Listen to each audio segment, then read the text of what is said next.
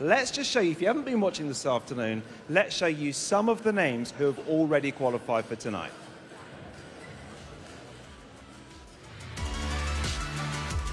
Chris Doran of England was one of the first men to qualify, former quarter-finalist and semi-finalist here at Ali Pali.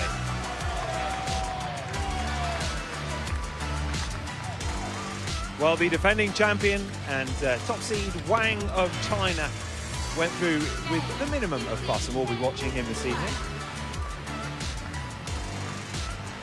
Former Olympian and Commonwealth gold medalist Andrew Bagalay, another man to win both his opening games, and he's a two-time winner here.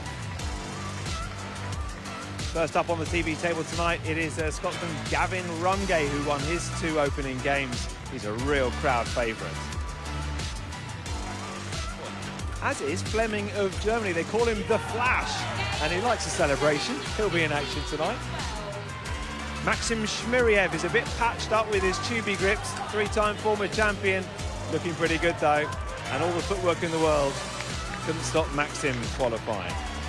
Shen Ji is the only woman left in the draw. She won two games, 2 wins, and Shen Ji is through to the last 32. As is a man who we first saw at the age of 14 at Ali Pali. He's now 18, Vlad Farkas, celebrating in style. That's what it means to win here at Ali Pali. And let's show you what's going on this evening. This is the draw for the last 32. This is the TV table, and Vlad Farkas, last man on tonight. He's grown up a bit since the first time we saw him, but I had a little chat to him earlier. He is thrilled to be through to the last 32, and it all kicks off with another crowd pleaser, Gavin Rumgay. Plenty of big ping-pong names on there for you to enjoy, and plenty of talent on table 2 as well, because including the defending champion Wang Shibo is the last man on court number 2, and plenty of good players on there. Martin Grondebold of Holland and Lubomir Pište, look out for him as well. He's done very well here in the past here at Alexandra Palace. Well, I'm alongside English table tennis player Darius Knight. Darius, it's been a terrific afternoon so far. There's something about the atmosphere here. It's good, isn't it? Yeah, it's definitely lighting up. How impressed have you been with some of the home players so far? I know the crowd really wanted the likes of Andrew Bagalay to get through. We just saw how well he did. He looks like a potential winner here, doesn't he? Yeah, definitely. I think it helps with him winning it twice before, but I think obviously he was disappointed last year not winning. But he's probably our most solid player in terms of table tennis standards, mental standards, attitude standards, just technique. You know, he's really just up there with the best. Darius, you are clutching a couple of table tennis / ping pong bats there. I think it's worth just reiterating the difference between normal table tennis and ping pong and how different it is. It's all because of these bats. Tell us why. So you've got your normal table tennis bat where it's got like, it's quite heavy. The rubbers are very elastic, meaning that you can play more crazy spin shots. You know, the serves are a bit more important where you can just make spins.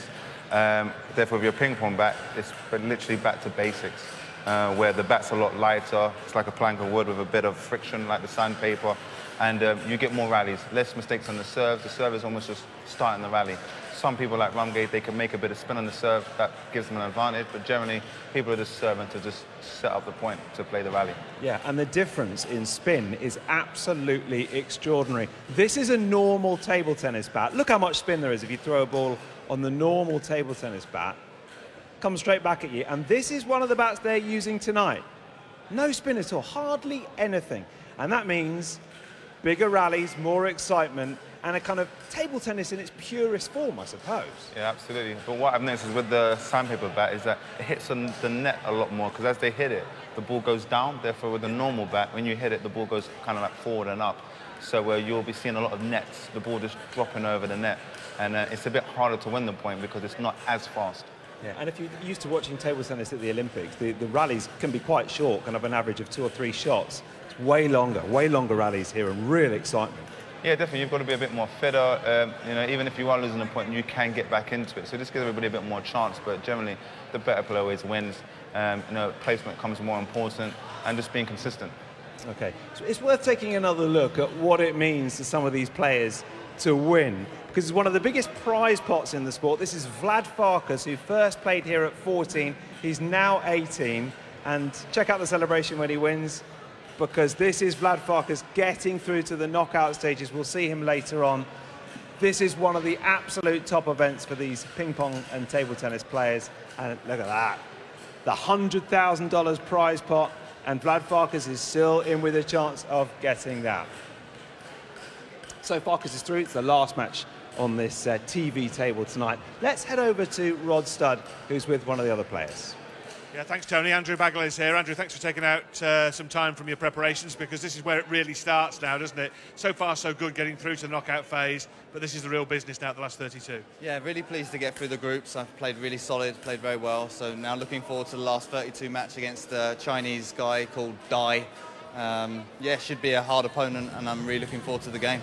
Yeah, we saw Dai playing on the TV table earlier. He took a game of Alexander Fleming. We know how good Alex is, so that could well be a tough game for you. Yeah, I've got to expect a tough match. I'll go in there with the same preparation I always do, just play every point maximum, and yeah, just focus on my own game and give my absolute very best, and hopefully I can get a good result. Tony and Darius were talking about what it means to players to do well in this tournament, but you're one of the few people who can ask what it means to actually win this tournament, and to win it twice as well, in 15 and 16. Just how prestigious was it, and how fondly do you look back on those 2 great years? Yeah, it was fantastic. It's probably maybe the biggest event I've ever won. Official world champion. It's just an amazing, amazing feeling, and it was just a wonderful, wonderful time. Fantastic moment.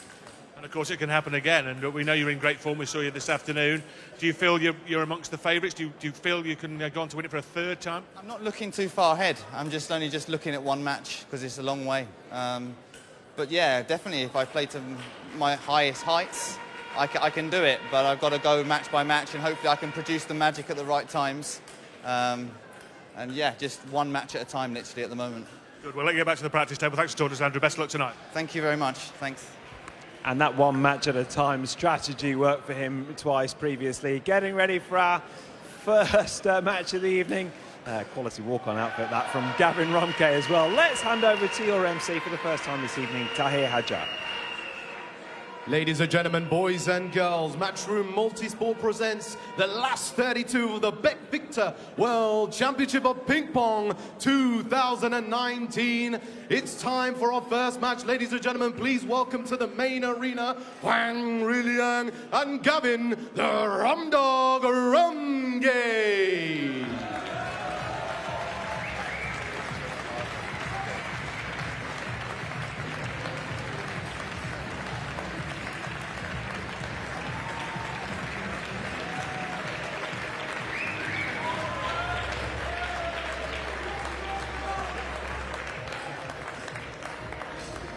The Rum Dog with his kilt on. Darius, you know him very well. Actually, didn't you live with him for a while? Tell us a little bit about what he's like, because he's such a big personality and so popular here. He is the heart of the team. He's really, he's never negative, always positive, always looking at life in the best way. He's quite a character, and he's probably one of the best racket sports people in the world. He plays table tennis great, and badminton all at a very high level. And he has got some shorts under his kilt, we're happy to confirm, so that was lucky. Gavin Rumge, he's done very well here in the past. He's not just a showman. He's actually been a great performer here too, hasn't he? For sure. I mean, he's always got to the last day, and I think today will be a big test for him, because he needs to kind of turn up a little bit, but at the same time remain focused and professional. He's got one of the Chinese, and it's always a difficult match, but I think hopefully if he can stay calm and not get too animated, he should get through it. He's up against Huang of China. I mean, we've seen how good the Chinese players are this year, and obviously a Chinese winner last year as well. How tough a task is this for Gavin? I mean, I think if he can win this, or I mean, for him the first set will be important, but with Rumge is that if he doesn't win the first set, you can never write him off. He's always got more tricks in his bag, and I think that's what you get from someone that's quite experienced and has a high level like him. He always enjoys the battle, even in table tennis, he likes the battle. He never goes down easily, and he never wins, or sometimes easily as well. And we know how passionate he is. And I think one of the things that we really love about ping pong is the passion and the personalities in the sport. Is it possible to kind of almost get too hyped up for a game like this? Yeah, for sure. And I think in the past he's probably done that a little bit, wasted too much energy, you know, in getting hyped up. But I think the venue does something. it's quite a historical place. How the crowd is so close, you know, I think all that does help, you know, and that's just not often that these guys are on TV, you know, playing. He's obviously one of the British contingent looking to go deep into tomorrow. What do you rate of his chances, not just for winning this game, but going a long way in this tournament? I think with Rungay, it depends on too, you know, if he's actually practiced and put some time in to try and develop, you know, hopefully he is better than last year. Not just, you know, I feel confident, but actually, technically he's better. And I think with him is that you'll be looking to him to play more backhands because you can't run around all day. That'd be a great way to play ping pong, wouldn't it, with a kilt on? Extremely difficult, but... All right, so really good to see Gavin Rungay on the table. We do enjoy watching him, and his games always seem to be exciting. Will this be another one? Over to Colin Wilson and Tony West. Thank you, Tony. So I've got Tony West here with me in the commentary box again. Nice to have you again, Tony. So Gavin Rungay, possibly the favourite on this one. Yeah, it could be another close one in store for us. So, Colin, I think Gavin certainly has done very well here in the past, and I imagine most people would have him as favourite. Huang did lose one in the group as well, and Gavin's obviously in good form, won both his matches. Yeah, so Huan in the groups lost to Chris Reynol of France in the third. He 15-11 in the third game. He won that one. And the Chinese player serves. Love all in the first game, so it's best of 3. It's first to 15 points to win one of the games. And if it goes to 14 all, the next point wins. So 15-14 is enough. So there's sudden death at 14 all. 2-love. And they also have the power play double point ball. We'll tell you more about that when it comes up. But good start against the serve from Gavin. And he certainly walked away from here with a few dollars over the years, Tony. Yeah, he's traditionally done very well, and he's made a great start here. He was really positive against those serves. Ran round, got a big, strong forehand in early in the rally. Good start from him.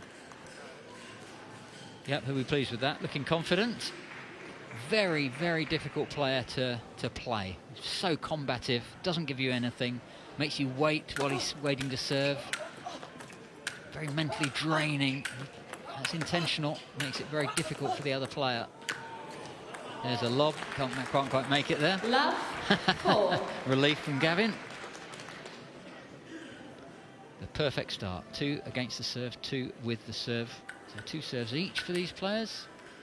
And at the end of the game, they leave their bats on the table, and the second game is played with the other bat. So the bat stays on that end of the table the whole match, and both players play with both bats to make sure there's no advantage to either side.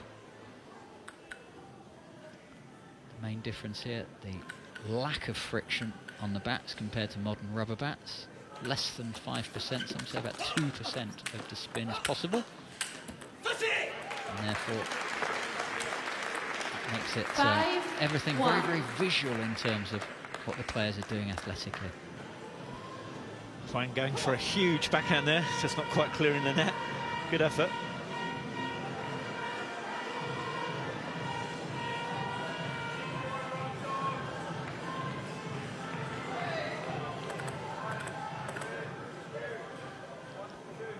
Big come-on rum dog from the crowd. Backhand serve from the forehand side of the table, then runs all the way around to get a forehand in from the backhand corner. And a quick flash that you saw there was Hun Chao on the feature table, table 2. Because there are actually 2 matches going on at any point this evening between now and about 9 o'clock or so. Good recovery from Gavin there. 1-7. Yeah, so a big feature of Gavin's play is that he likes to play, again, positive with forehands most of the time. I haven't seen him play many backhands at all yet so far. You can see him standing on there. There's one. And what a gets great much block. more defensive. Great block with it. Lost the point in the end. But, very much his attacking strokes will come from his forehand stroke.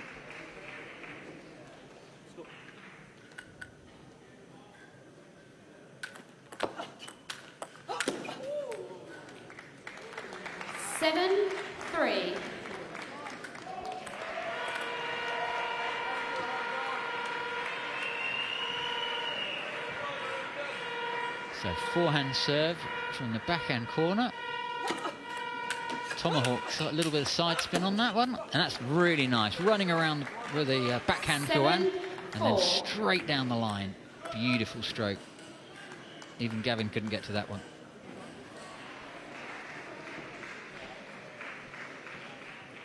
Again, very deliberate on the serve. Similar serve again, but this time Gavin playing wide of Huan's forehand. Huan disappointed there.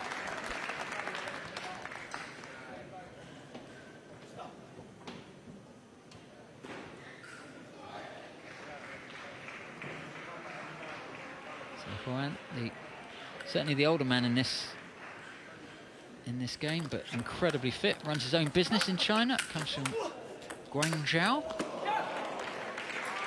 5-8. Great smash.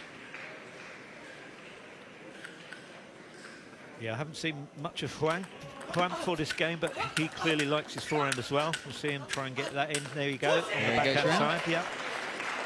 9-5.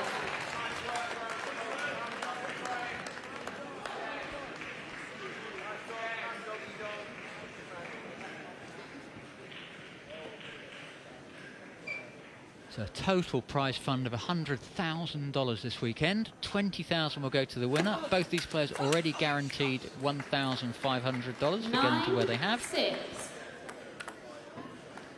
For their afternoon's work, and also for qualifying, for those that have had to qualify. Most of the players playing qualifiers around the world, furthest away this year being in Australia.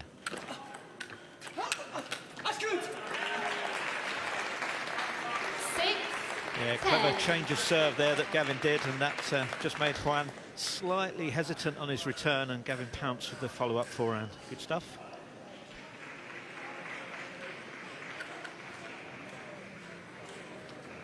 So a great start from Gavin. Now not all going his own way, but 7, got a bit of a cushion, so is he safe enough? Is he being caught? It's a lovely fast backhand serve. 11, And Gavin's 7. really good at winning the scrappy points, the ones that he's actually down and struggling. He actually gets away with a surprising number. Very, very good retriever, good fighter. And always playing the ball to a difficult spot for the opponent.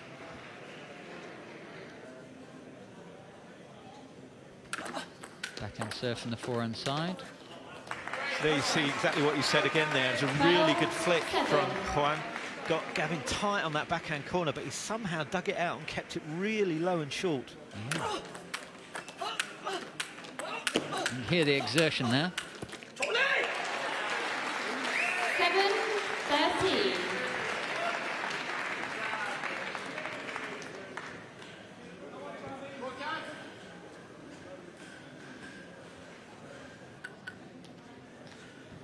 So Huan serving 7-13. Gavin stretches lead again. Nice backhand from Gavin. Loads of power. There's the drop shot. Again, it's really hard to take the pace off the ball when you're running in for a drop shot. The ball's so light compared to body weight. So you can see there, lovely drop shot, comes in, over hits. Difficult shot.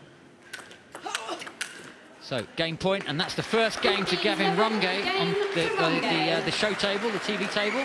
There is another match going on the other side as well between Hu Junshao of China and Dwayne Schwarzer of Germany.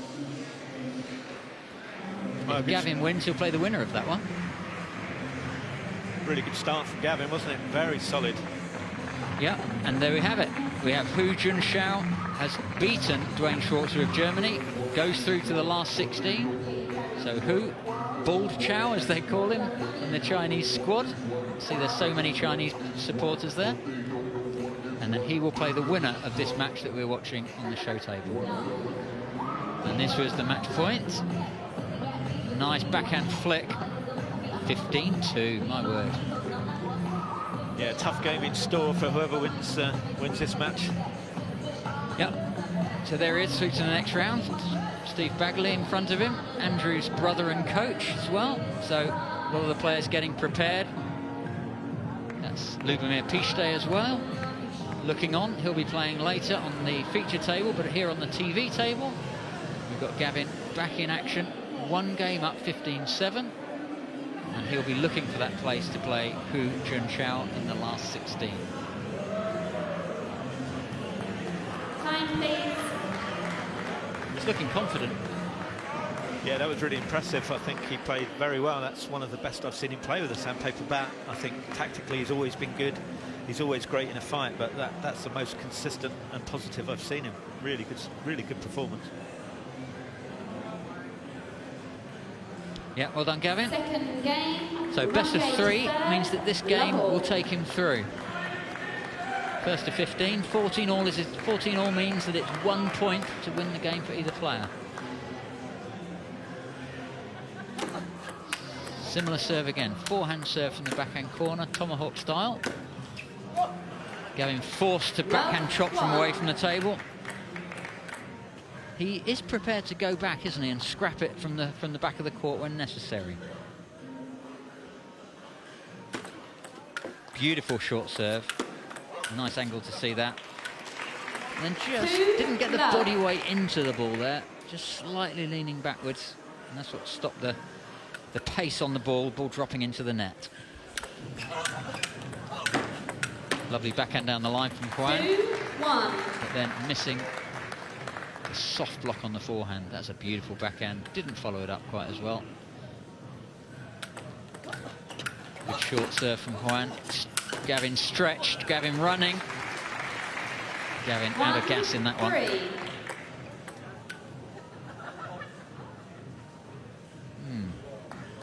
Well, here we go. Gavin's famous for taking the double point ball early in a match. Okay, so if you haven't seen this, it means that the server now changing to the white ball. It's a double point ball for the server. He gets 2 points if he wins this one. If he loses the point, it's just the one he loses.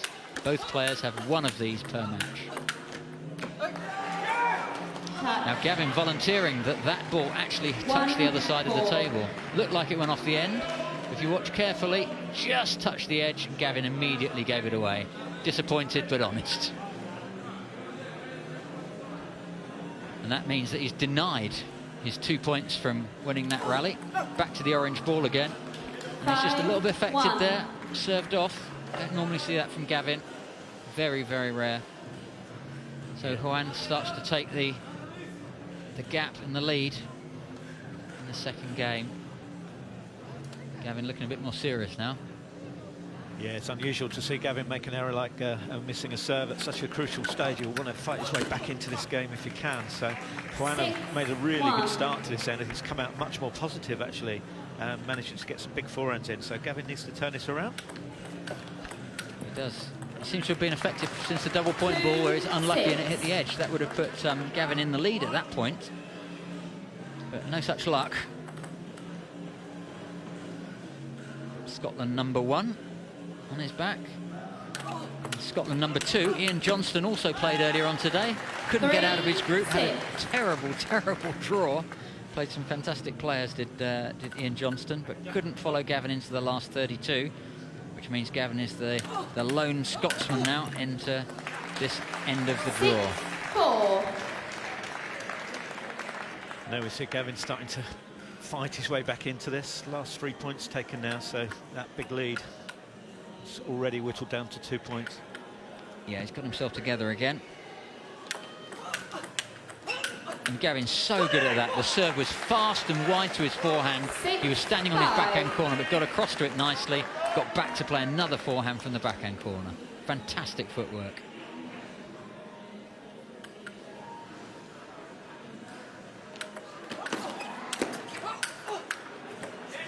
And Huan there playing both the serve and the follow-up to the serve into Gavin's crossover. Gavin sorting it out, and he's back to level terms at 6-all.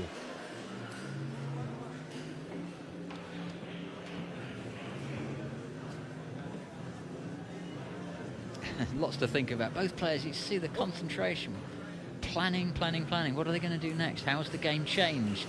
Where to play the ball to? What doesn't the other person want? All these questions are going on in your mind during the rallies and certainly between the rallies. That was a lovely return of serve. But 7-6. he's missed a couple of those forehands again, Tony. He had a spell there, Huan, where his forehands were going on really consistently. But unless Huan can keep those forehands really super consistent, I think Gavin's going to have the upper hand.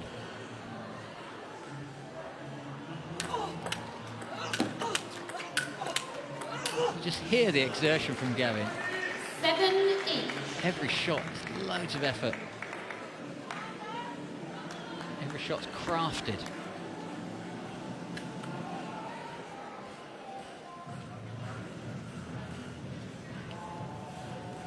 Juan taking his time, trying to get as much oxygen as he can back, I think. I think he came out firing so much that he may have suffered physically and got a bit short of breath for a few points. Or maybe. That's another edge. Yeah, he's certainly in great shape. He's actually 7-9. 50 years old, would you believe? Doesn't look it, doesn't play like it. He says the best thing about playing ping pong, he says that it's good for my health. He says. When he hasn't got a ping pong bat in his hand, he's playing Chinese chess when he's not working.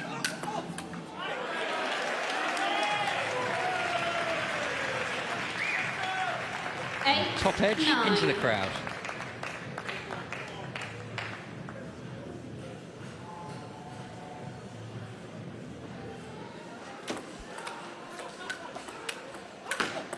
Nice shot from Juan down the line, but Gavin was equal to it. Great footwork again. 9-8. Amazing, isn't it? He's moving well, Gavin. Yeah, he looked in big trouble again there. It's amazing how many times he wins a point from that. It was a really clever play from Juan. Got Rumgay out of position, but he somehow finds his way back into the point.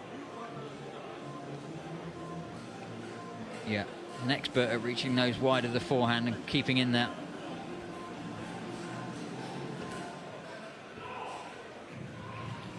So 9-all. 6 points got to go Gavin's way before they go Juan's way to take Gavin through. He picked it off the edge of the table. That is fantastic. Well done. He'll be pleased with that one. You see here, ball hits the edge. But look at that forehand. I always feel you deserve a point when you get an edge back, to be honest, although Juan did get the net back on the previous shot. Double point ball now from Juan. So if he takes this, he'll jump into the lead at 11-10. So big moment in the match coming up.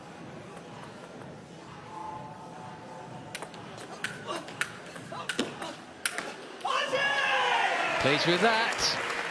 11-9. Well, that's a nice couple of points for Gavin. He knows that could make the difference now.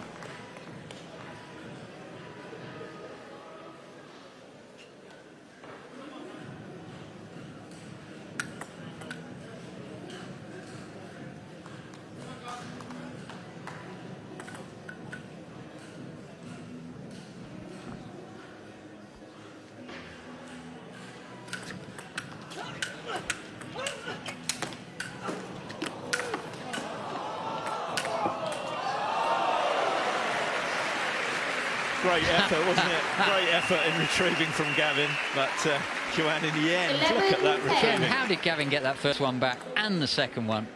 Then in the end, too much. You see, I think you deserve half a point for that.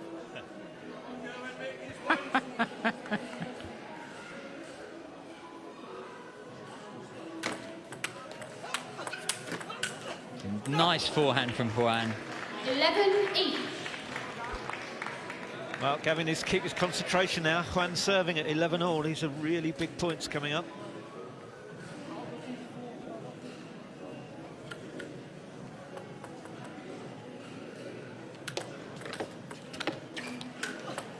Oh, what a great shot, just at the last minute.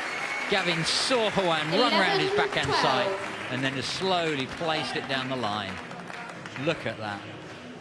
What I really like there as well, Colin, was that touch off the serve. You don't see that very often, but he took all the pace out of it, just dropped it short over the net and got Juan off balance. Really good play. Well done, Gavin.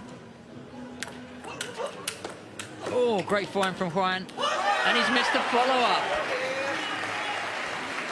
Tries to go safe here, hits a big forehand, thinks, oh, I'll just play safe, and rolls it off the end. So frustrating.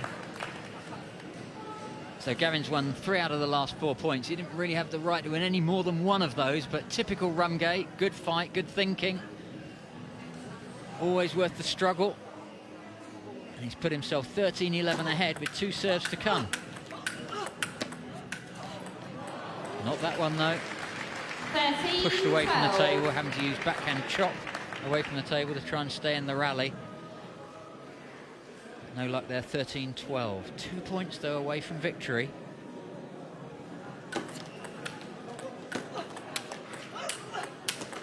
That's a beautiful shot from Juan. Waited until the last minute, saw Gavin dive towards the forehand and straight into the belly. Yeah, Juan showing he's still very dangerous. Look at the power in that forehand. Wow. There, very, very clever. Well, 13 all.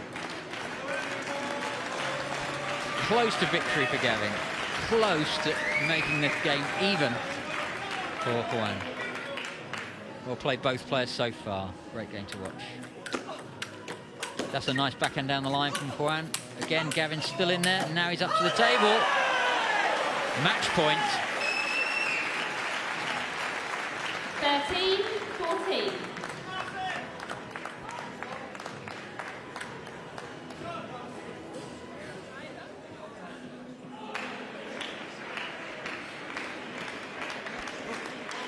Well, here we go. Match point to Gavin. Fast serve down the line. Oh, and it just crept over the net, and that makes it game, set, and match. Unbelievable finish, but Gavin has fought his way through, puts Juan out of the competition. Gavin is, I think, is well worth this £2,000 for getting to the last 16 once more in this World Championship of Ping Pong.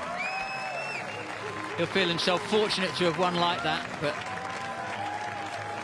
in the end, 2 games to 0. And this is how Rumgay finished it off. He knows. But good sportsmanship from Juan. Juan goes out with $1,500 for his day's work. Great sportsmanship. And we'll see Gavin again in the last 16 tomorrow afternoon. Well, Scotland #1 on the back of his shirt, bidding to become world #1. And quite an entourage with him as well. Really pleased for him, and a kind of a shrug from his opponent at the end there, with perhaps a slightly lucky last point, but nothing lucky about that win. A really good win for Rumdog, who's through, and he's in the last 16. Gavin Rumgay playing really well in the last 32 tonight. Never makes it completely easy for himself, does he? But in the end, getting through and not dropping a game. And Gavin Rumgay of Scotland will be taking part tomorrow, and he'll be up against a Chinese player, another Chinese player, Hu Jun-Chao, who's just won on table 2. And we will bring you more on that next.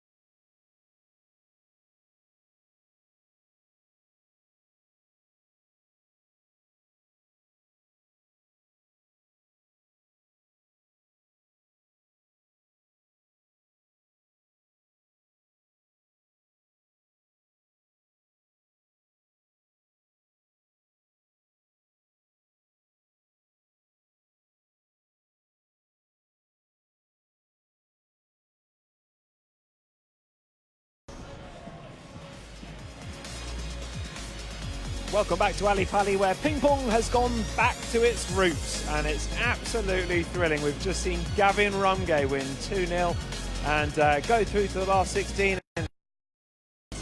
Gavin, well done, a really solid 2-0 win. Now, the last point was a little bit fortunate, but there was nothing fortunate about your whole performance, was it? It was a really good effort, you must be delighted with it.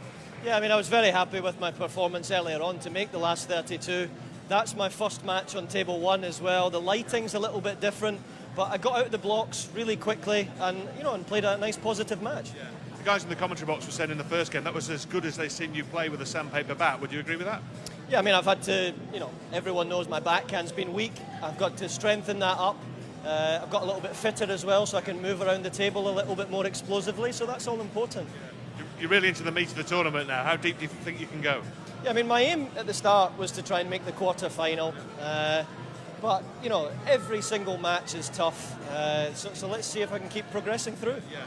You just knocked out one Chinese player, you've got another one coming up in the next round. I think a lot of the guys are talking about it's a Europe versus China feel to the whole tournament. Would that be fair? Yeah, when the Chinese are involved, it spices the whole tournament up. It makes it far more exciting. You know, in the normal table tennis as well, I've come up against a lot of these Asian players. So, yeah, let's have a good match tomorrow.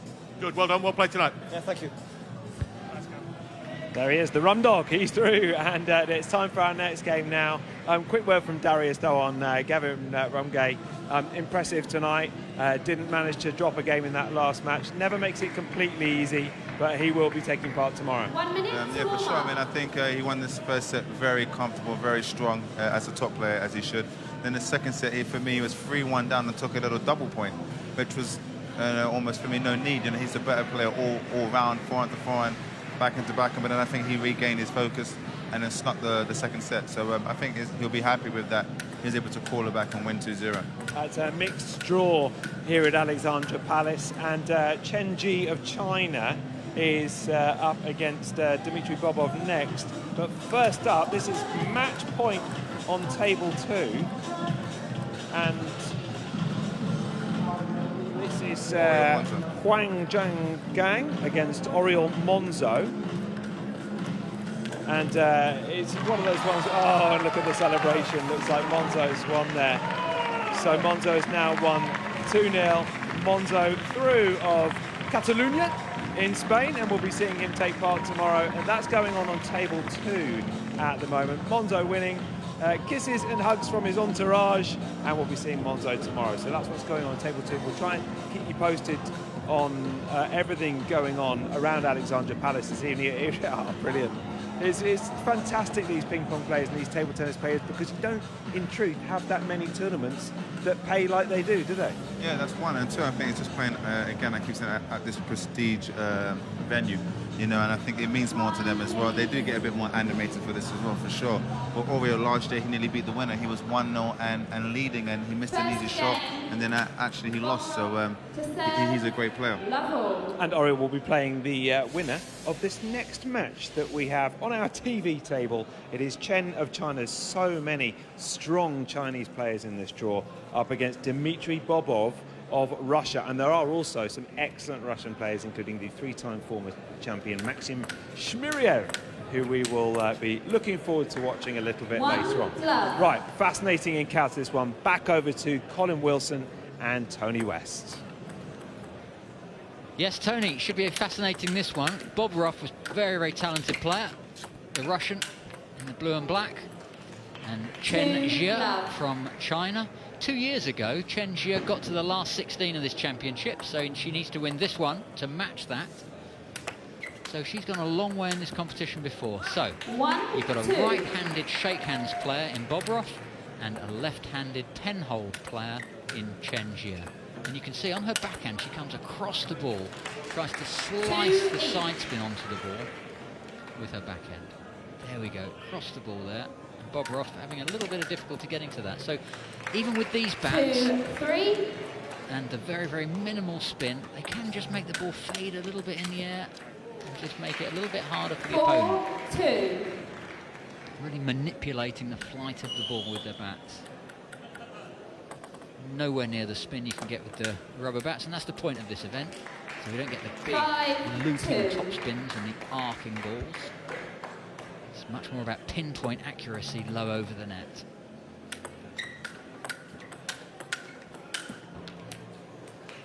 Amazing, isn't it? We can see the curl that she's getting with that backhand. At the moment, she's using it to great effect. Bobroff really struggling with it. Yeah, it's the most spin, I think, that we've seen so far in terms of making the ball curve in the air with that side spin. Fantastic to watch. 2-7.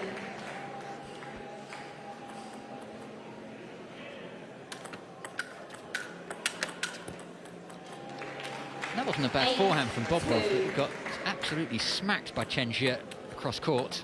So forehand serve now. Again, trying to get the side spin onto the ball. Bobroff warming up now to that backhand. Maybe he's getting used to it a little bit.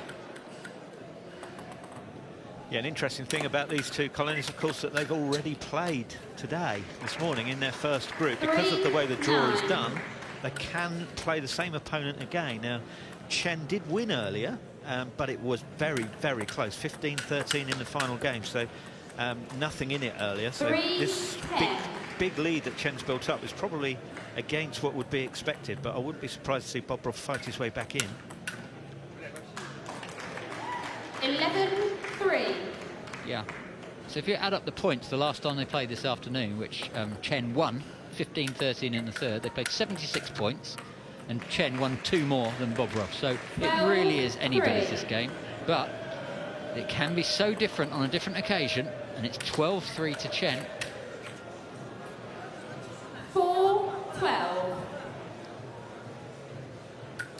Liang Shui there, coaching for Chen.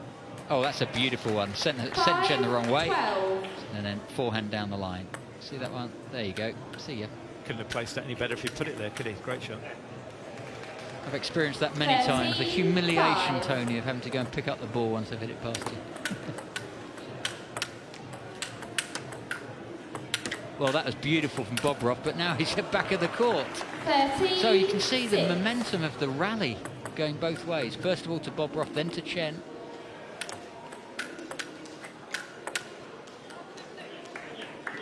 Seven 13. And the Chinese coach there in the background, Liang Shui, got to the semi-finals last year. He certainly knows what he's doing, plays in the Chinese Super League. 7-14. And in table tennis, played in the same team as the great Zhang Zhika, 15-7, game to Chen. the great Chinese international and champion. So 15-7 to Chen. And Bobroff has the benefit in the corner of the great multi-champion Maxim Shmyryov, the godfather, as Darius calls him, of the sandpaper table tennis circuit. Won the competition 3 times, but not in the last 3 years. Yeah, so 2 pretty strong cornermen we've got in this match. A semi-finalist and a winner, so they know what they're talking about, and certainly, I'm sure, are giving good advice.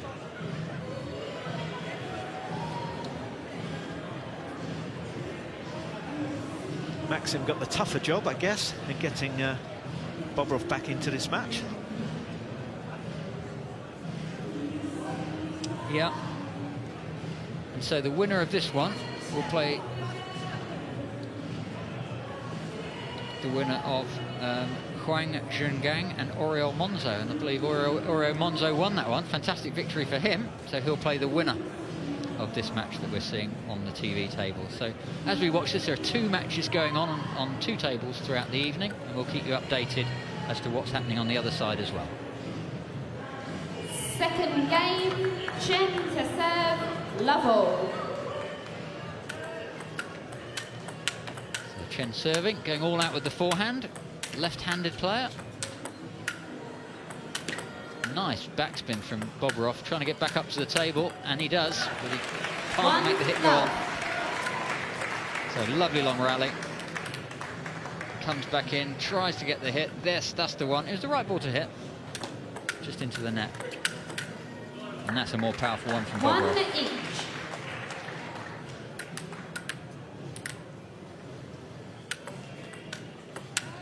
So at the start of this second game, we're joined in the commentary box by Darius. 2-1. You enjoying yourself out there, Darius? It's been good. 2 each. So hopefully there might be a heartbreak soon there. So 2-2, nothing in this one. 2-3.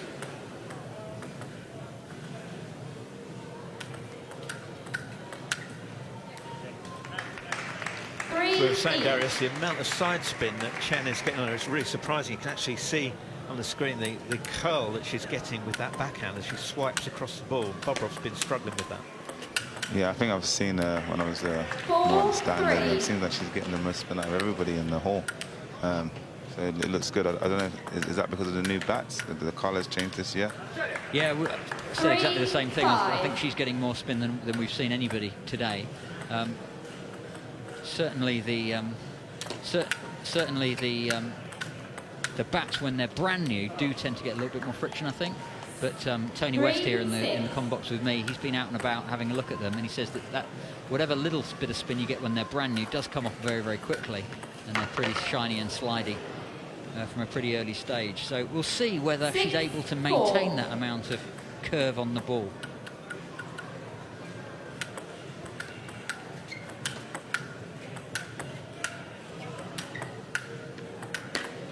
Nice consistent forehand from Chen, but in the end off the side of the table when she switched it.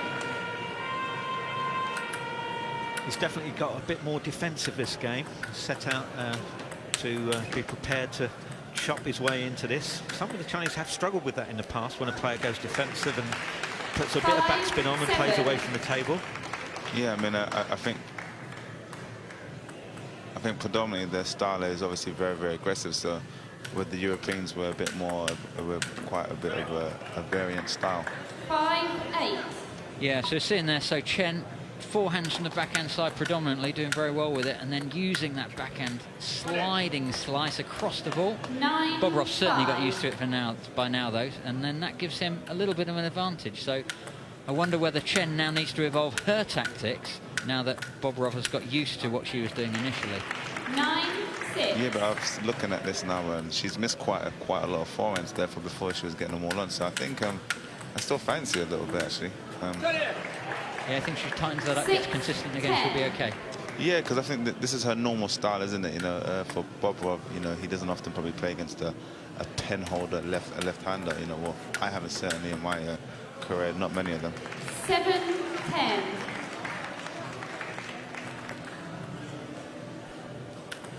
Sticking to that serve. Forehand serve from the backhand corner. Bobrov just gradually getting the power down on progressive shots during that rally. 11-7 and serving now. Neither player taking the power play, the double point ball yet in this match. Sure they will. Oh, and that finish. Great shot, great shot. I mean, that backhand is like just wide. And I didn't think it was possible to go on. Look at that, really wide. Ken was convinced that was going down the line, and across the diagonal it went. That was a brilliant shot. So both players always trying to send the other person the wrong way on every single shot. Yeah, for sure. And I think Bobrov is trying to attack when he's playing deep into her backhand, and then he's just going to push her out wide to the forehand with his backhand ideally. So it looks like he's finding his way. So I think the match kind of table has turned a little bit. Yeah, well, they played this afternoon. In the end, they both got through, but it was the tightest of games.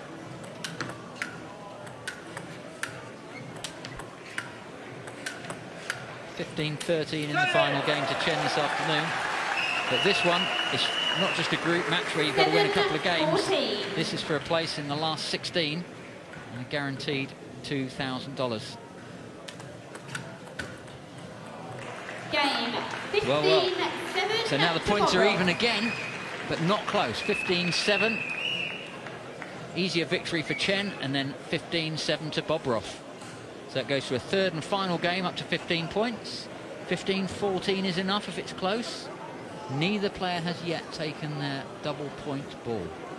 Maxim Shmiryov from Russia knows what it takes to win this tournament. And here's a rally from earlier. Chen getting a forehand attack in, and then the backhand side spin. Bobroff was away from the table, I recall, on this one. Lots of backspin, chopping away at the back of the court. Look at that control, absolutely beautiful. And then an overhit from Chen, face in hand. Yeah, Bobroff he seems much more capable of being able to switch from attack to defence.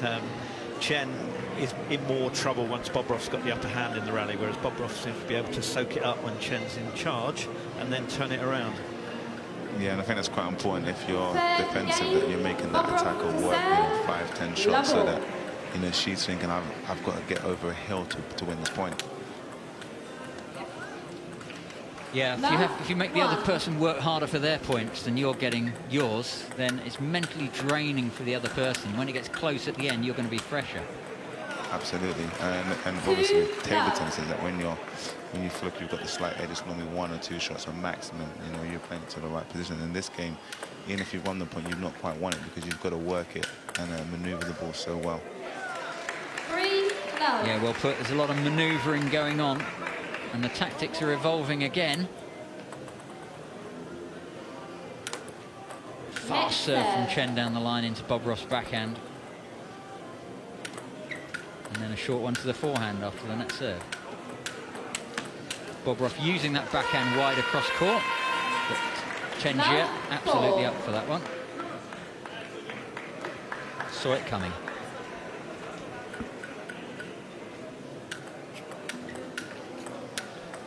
There he is again, having to defend 1 or 2, and then coming in with the attack. That's the way he's been winning his points, isn't it? Coming in and going out. Absolutely, but I think now obviously this first half of the game is quite important because she's got quite an unorthodox style. He really needs to claw back in this game, otherwise he's going to dig a deeper hole. Nice shot. Now we see again a very proficient change from defence to attack. It's quite difficult for Chen because, as you know, Jairus, when someone puts backspin on, you tend to lift it, so the ball comes up a bit higher, and then Bobroff is coming in and attacking that ball. Yeah, I mean, I think that's the beauty of playing that attacking and defending game. And obviously she knows she's got to generally win 5 to 6 shots. I mean, she just won a quick point with her serve. Beautiful shot. What a lovely rally. Both players attacking, both players defending, both players blocking. Wonderful stuff. 6. Another point for Chen. Yeah, that's fantastic from Chen. There we saw her style of defence, close to the table, blocking the ball back rather than Bobroff going back and backspinning it. Very effective there from Chen. Well played. Great start from her in this final game. 7. Yeah, and that side spin kind of like a defensive shot, really like paying off now. You're making Bobroff force himself to play a backhand from the forehand, just to kind of like work with the spin. So they change ends, they leave the bat where it is, they pick up the bat at the other end of the table, so they both use both bats.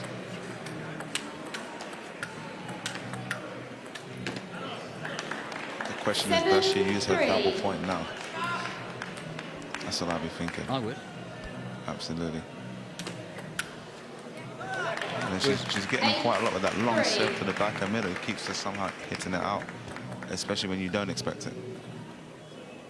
Yeah, very intelligent choices of serve, keeping Bobroff quiet.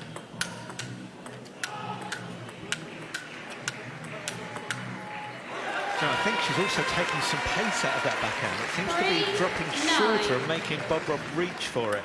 Not being able to stand where he was and play it. He's having to come in a fraction, and he's struggling with that. 4-9. Here we go. He's got to press the button, he says.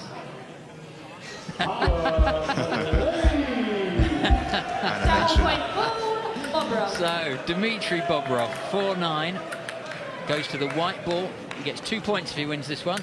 Uses double point ball. Gone for the long chop serve. And he's got 2 points, 9-6, puts him back in it. Will Chen retaliate immediately? Nice backhand attack there. Well played, Dmitry. 9-6. No, still no double point ball from Chen.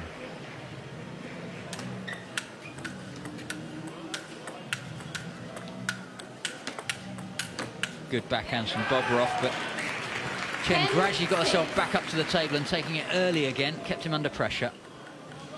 Enough to give her a 10-6 lead, one more serve to come. Fast serve down the line again. Dimitri there, beautiful. One forehand down to the backhand side, one forehand wide of the forehand. 7-10. Lovely rally there, wide of the backhand, wide of the forehand. Chen could only get the edge of her back to it.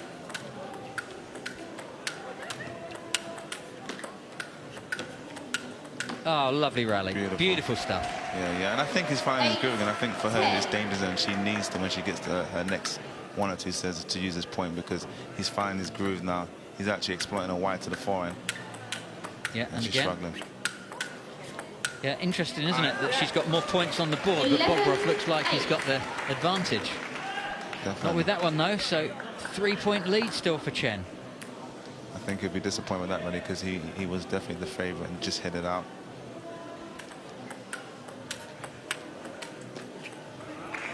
Got to be double point now, isn't it? 9. No? Yes. No, I think everyone's just going to remember to press that button. Double point ball.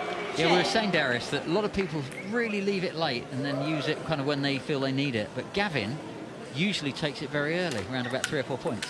Yeah, I never understand that. When he was playing his match, he used that when it's 3-1 down. You know, for me, it was just a waste a little bit, because, you know, he's that much of a better player that he showed that he was able to come back quite with a bit of ease, and just, you know, I can understand it's 1-0 and you're 3-1 down, but he's 1-0 up, one convincingly 3-1 down. And you know, but I mean, I think you could have saved it for something more dangerous. Absolutely, but I mean, you know, he's not. How are you going to complain? He won the match. He won it 2-0. Normally, he makes his job a little bit difficult. But I think Gavin's here trying to prove a point this year, so hopefully he can get himself focused and obviously still entertain the crowd a bit. Yeah, indeed. Lots of different philosophies on when to use that ball, but both of them have used the double point ball now. 11. And just one at a time. They've got to creep towards 15 points. Really good stuff there from Dmitry Bobrov. Again, he's looking dangerous. Chen just keeping in with the early attacks. But another little error off the end. Dimitri's really settled in to soak up that pressure. He's fought back brilliantly, hasn't he? He was a long way behind before he won that double point, and now he's right back in this. Yeah, but he never looked down and out. I think, obviously, I can say this point's an important point, but, you know. Oh, his backhand was going so delightfully for such a long period of time. That's the first backhand he's missed for a little while.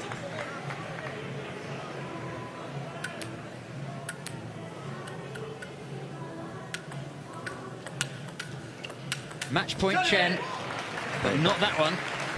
That was brave, wasn't it? 2 big backhands there from Bobrov. I don't want to be in this situation. You're losing your nerve, Darius. This is what it's all here for, man.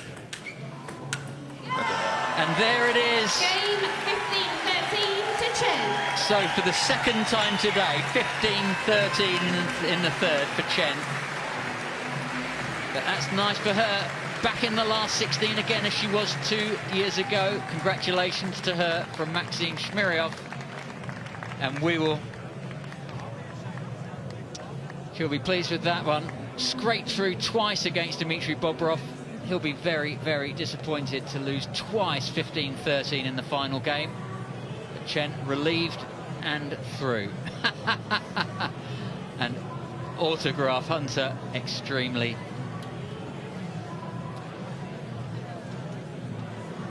And there's the pen grip on the pen bat. And here's how Chen did it. See that backhand side spin. But then the backhand misses in the end from Dmitry Bobrov. Yes, she takes it. So well played, Chen. And we'll go over there to see what Tony Wrighton's got to say. Well, it was a very modest celebration from Ji Chen, wasn't it? But superb performance, getting perhaps more spin than anyone in the tournament so far.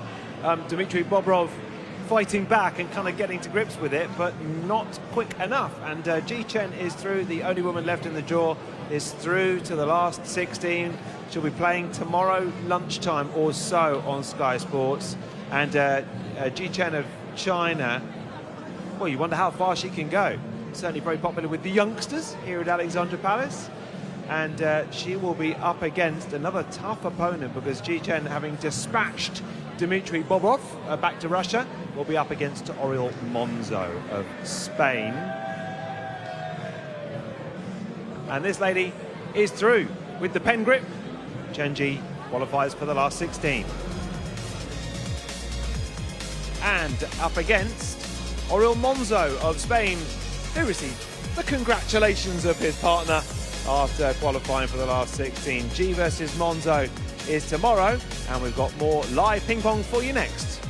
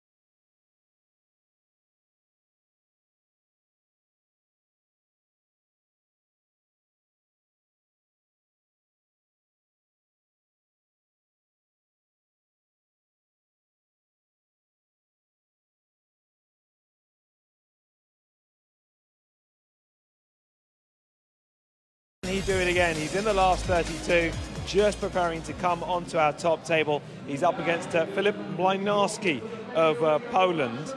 Darius alongside me. Darius, Yan Weihao, so impressive 2 years ago. Bags of energy and a really strong performer. Yeah, I mean, 2 years ago he was a bit of the, you know, not the, we can say the outcast, but he got better and better as the competition gone on. You know, as the matches got better and harder, he got better. He enjoyed it as well, and I think that's what made him win it. He started to enjoy it more. He couldn't possibly believe that he was in the final, and I think from then you just, you know, you've got there. You know, why can't you win it? And he performed really well. Oh, just while we wait, let's head over to table 2. This is what's going on at the moment on the other table. And this is Lubomir Piste against Shen Jianyu. And as you can see, 1 game up to Shen at the moment. We're just getting a demonstration of how strong the Chinese players are tonight, aren't we? Yeah, absolutely. But I think Piste, he's good. He's good. He's definitely one of my favourites. But you know, I would like to see him win the set, so it's a bit of a decider, it's a bit more closer, a bit more fun. And I think 13 all here, 2 more points, and Piste will be out of the tournament if he doesn't win something fairly quickly. I think he's going to do it. I think he's going to win this set. Well, Mystic Darius has spoken. Let's see if it works out. Why is he one of your favourite players? Because he's a bit dynamite. You know, he can. You know, last 1 year he played 1 quarterfinal match. Like, he finished it in 10 minutes. You know, he really is dynamite when he feels good and he's playing his game. I also know him as a table player, and he's a very good player as well. So he's one of the world's best players. He's match point down at the moment. Lubomir Piste, dynamite according to Darius Knight, but will he lose this point? He will, and he's on his way. Unfortunately, no dynamite this year, Darius. Yeah, I can't get them out all the time.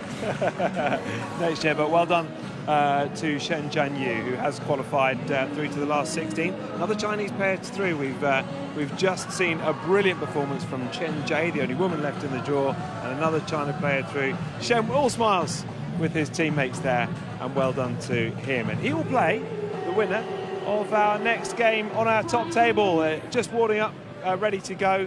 It is the 2017 winner, Jan Weihao, up against Filip Mlynarski of Poland. The 2017 winner, can he get through to the last 16 in 2019? Well, he's a point down. Let's head over to our commentators, shall we? Colin Wilson and Tony West. Yeah, thank you, Tony. So all sorts going on court number 2, but here back on the show court, the 2017 world champion Jan Weihao against Filip Mlynarski of Poland. 40 years of age, very, very fit guy, and a racket-long player. So for those of you who don't know, table tennis and squash and tennis, the 4 racket sports, all played together in one competition. And Filip is an expert at all 4 of the racket sports. 2 each. So Filip from Warsaw, very popular on the table tennis circuit, especially on here on the sandpaper ping pong circuit. So nice power, good structure. 2, 3. And he says that his favourite table tennis player, Jan-Ove Waldner, he won't be on his own in having Jan-Ove Waldner written down as his favourite table tennis player. But in terms of the ping pong game, he says his favourite player is all of the Chinese players. He just loves watching the Chinese style and emulating it as far as he possibly can. Well, he's certainly up against a good one here, isn't he? Against Jan, who was the world champion, as we've said, two years ago. So he's got a very tough match ahead of him. He's a very powerful player. He'll certainly put some pressure on Jan at stages in this match, and he's made a very good start. Yeah, looking nice and competent. 5-3 up. 3, 5. Very well balanced. Very disciplined style. Strokes not short, but his recovery is very good. Gets back into position really, really well. 3, 6. One of the things that's interesting about Jan Weihao is that he's, yes, a Chinese player, but he plays pen-hold grip, plays shake-hands grip rather than pen-hold grip, unlike Chen Jie, who we've just seen playing. And he's also very happy to trade backhand, so he's not always running around to get his forehand in. See there, nice strong backhand, he's perfectly happy to keep using it. So 2 interesting styles. So far, they're matched up pretty evenly.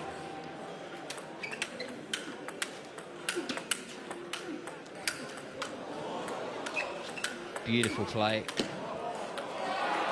And just the net finished the rally off. 6, really. 8. That's a beautiful rally there. That was a fantastic forehand from the backhand side. Yeah, unlucky Milanowski. He played so well to stay in that rally, didn't he? But as you say, just caught the top of the net and made him put it off the end. But he's made a good start. Personally, I feel he's playing too much to Jan's backhand at the moment. Jan is, as you say, is very strong on the backhand wing. Yeah, and that's how he beat Alex Fleming 2 years ago in the final. It's a very, very strong backhand. He tends to hit his backhand hard down the line when he gets the opportunity. 8-6. Yeah, for me, his forehand is almost a weakness. He's missed it a few times already this game, not under huge amounts of pressure. So that, for me, is Milanowski's way into this. Indeed. Milanowski's doing a really, really good job of working out when to hit the ball really fast and when to slow it down. The change of pace, the judgments that he's making there, picking it off the net, then going faster, then medium pace, slow ball off the net.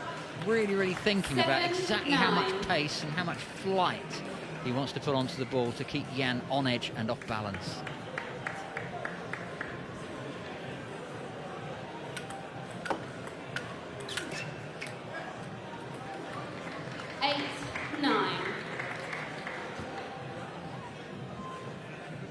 Overall, very good start from Philip. And that's lovely forehand. He was really tucked up into his crossover point, managed to lean out, keep his balance, play nice rangy forehands from the crossover point there. Two lovely shots, and then when he got the chance, the big one comes in. His forehand chop as well, what can't he do? Very, very good all-round player, isn't he? You can imagine playing him at squash and tennis and badminton. He's got a really, really good stroke production. You can imagine him playing those sports well as well.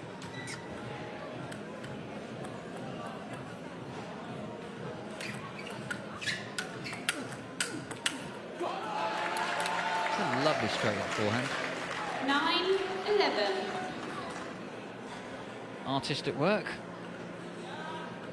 And then the power play when he gets himself up to the table.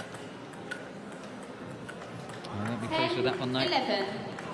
Trying to keep the return so short, dropped it into the net.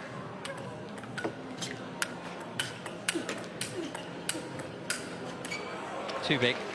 Jan's up again. 11-8. The man from Nanjing in China. He has a terrific temperament, Jan, for a young player, and he's fought his way back into this, didn't panic, just kept playing his game, and he's fought his way back to level terms.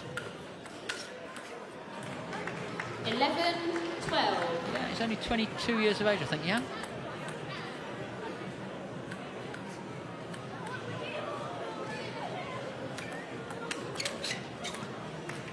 And there we saw a lovely sharp backhand it was.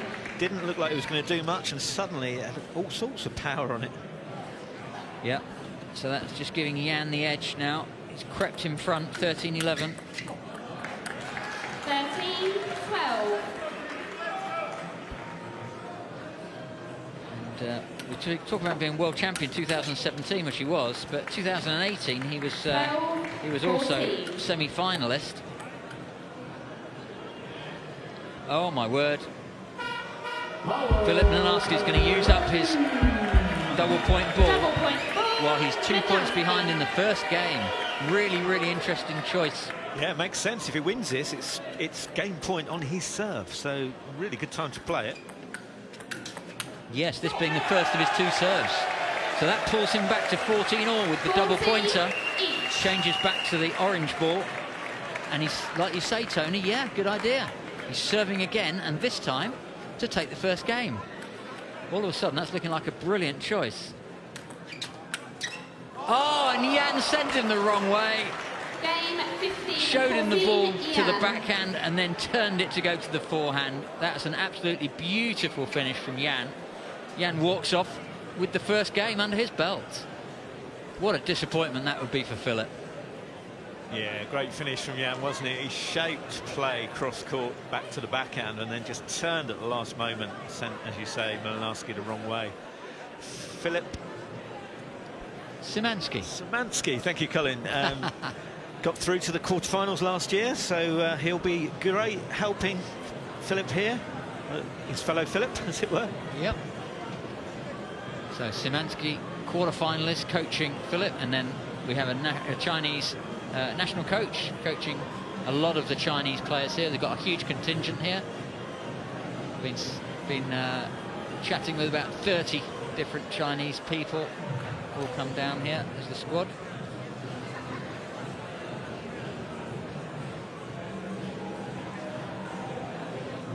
So Philip Szymanski just trying to settle Philip Mlynarski. It'd be interesting to know what he was saying. If it was me, I'd be saying to him, you need to move the ball around a bit more, not too much into that backhand. Yeah, well, let's see if he could. One thing to know it, another thing to be able to pull it off. So let's see if Philip can move the ball around more if he wants to. I tend to agree. And I've got the feeling, really, that Mlynarski has the ability to do it, but with a game under his belt, Jan might come out with a little bit more aggression. And if he feels he can get more powerful shots on, yeah, like that one. Love 1. That'll stop Philip from thinking about the nice things he wants to do, moving the ball around. Love 2. 2 love.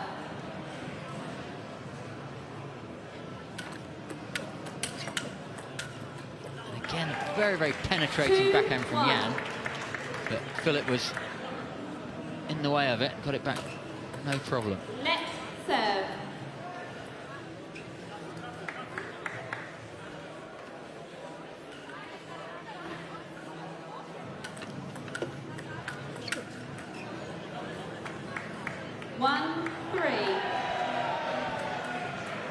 So a stronger start this time from Jan. He's got a little lead already, so Mlynarski going to need to work really hard to stop Jan pulling away now.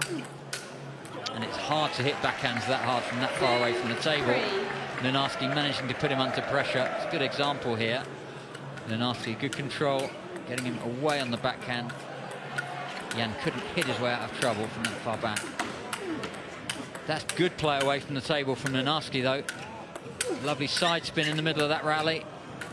Still going. Well done, Philip Mlynarski. That was really, really good.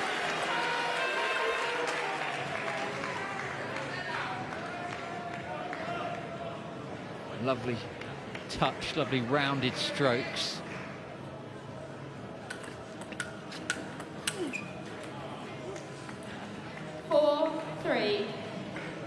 Congratulations due to Jan Weihao. He got married this year since the last competition. Nice forehand attack. Both players, well done. Forehand to forehand. Good rally there. Forehand across court. But then Mlynarski getting his own forehands in. Forehands from the backhand side. Mlynarski almost falling over. He's done well to rebalance himself, and Jan's back up to the table. How did Jan get back up for that one? He was miles away. Big forehand down the line, and then Jan back up to the table. Well done, Jan. Great stuff.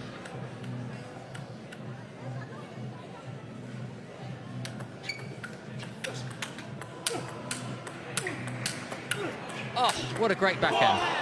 I think he just pulled off the backhand that I said that couldn't be done. That was wonderful. 6-4. So he's stuck away from the table on the backhand. Look at that power, and he's back up again. Beautiful stroke production.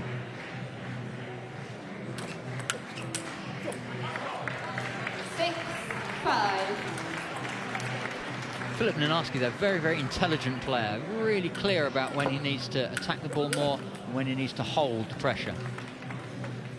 Yeah, I think he's playing fantastic. I think Jan certainly has stepped his game up as it's gone on, but Mlynarski also has done that and is doing so well to stay with him. Terrific performance.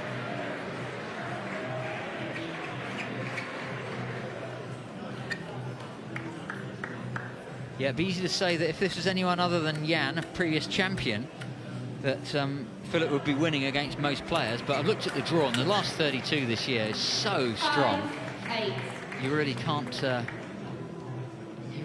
believe how strong the whole draw is at this stage. Beautiful forehands out of the crossover from Mlynarski again. 9-5. Not enough to win the point. Jan very, very sharp, very, very consistent. When he gets Philip away, keeps him there. Good power backhand again. What you were saying, Tony, was his favourite stroke, and then that sets him up for the easier forehands.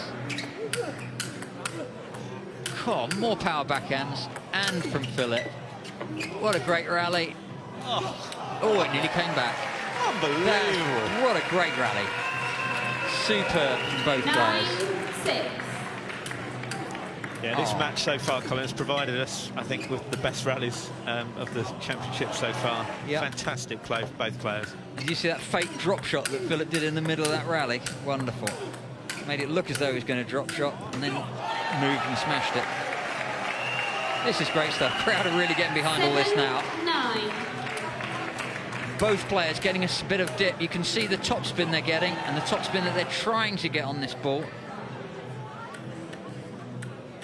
So working these slippery bats really hard to try and get the topspin that they can. Jan 3 points up now. Then asking no more double point ball, but Jan could take his at this stage.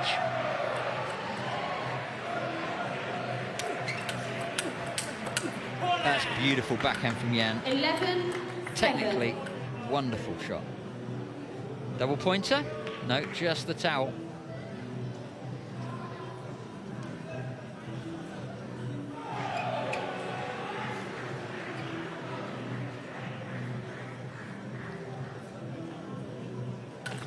Game up, 11-7 up and serving for next two shots.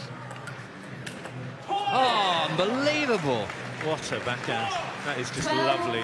7. I think Minarski kept this really short and low. Look at the power. Phenomenal shot. That's the best flick we've seen from around the net today. Double point ball, Jan. And then in for the kill, or almost the kill. Double point ball, 2 points to Jan if he wins this one.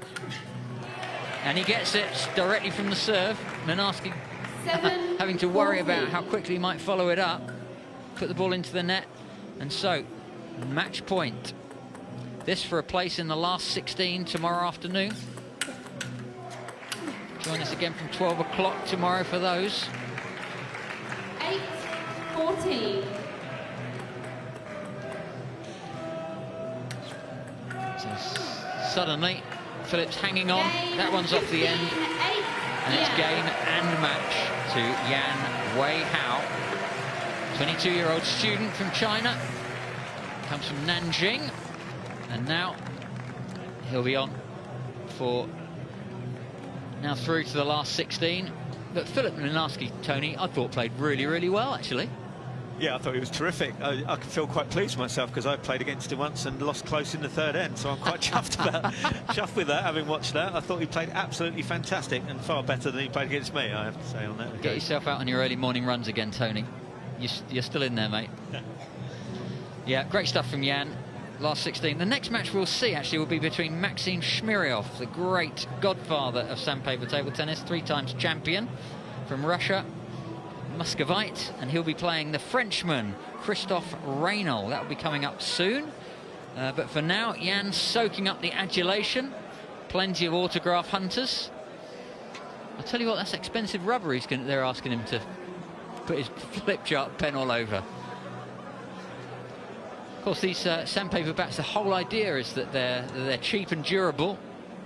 They cost a matter of pounds rather than the expensive elastic rubber that people use in the modern table tennis game.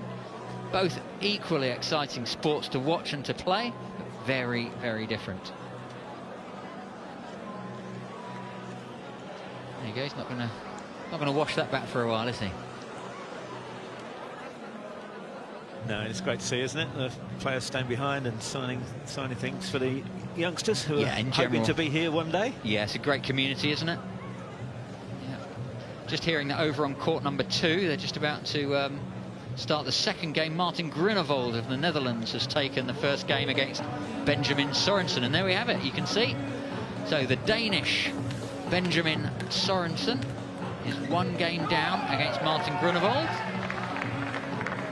So if we're trading histories, Tony, I played Martin in Holland last month with hard bats and then sandpaper. He beat me 15-11 with the sandpaper. So they'll be on for a while there on the feature table, and we'll be going back to the TV table soon. In the meantime, we'll go back and have a chat with Tony Reiter. The 22-year-old student bidding for a payday that is pretty impressive for a student if he's to win this tournament again. Jan, absolutely superb, so athletic. And yeah, the 2017 winner looking to win it 2 years in 3. He's up against Shen Jianyu. He's up next here on our TV table. Maxim Shmiryev, what a character he is, of Russia. A 3-time champion. He's up against Christophe Reynal of France. Can Maxim win again? Well, we're going to find out in a few moments' time. Don't go anywhere, because the World Championships of Ping Pong continues next.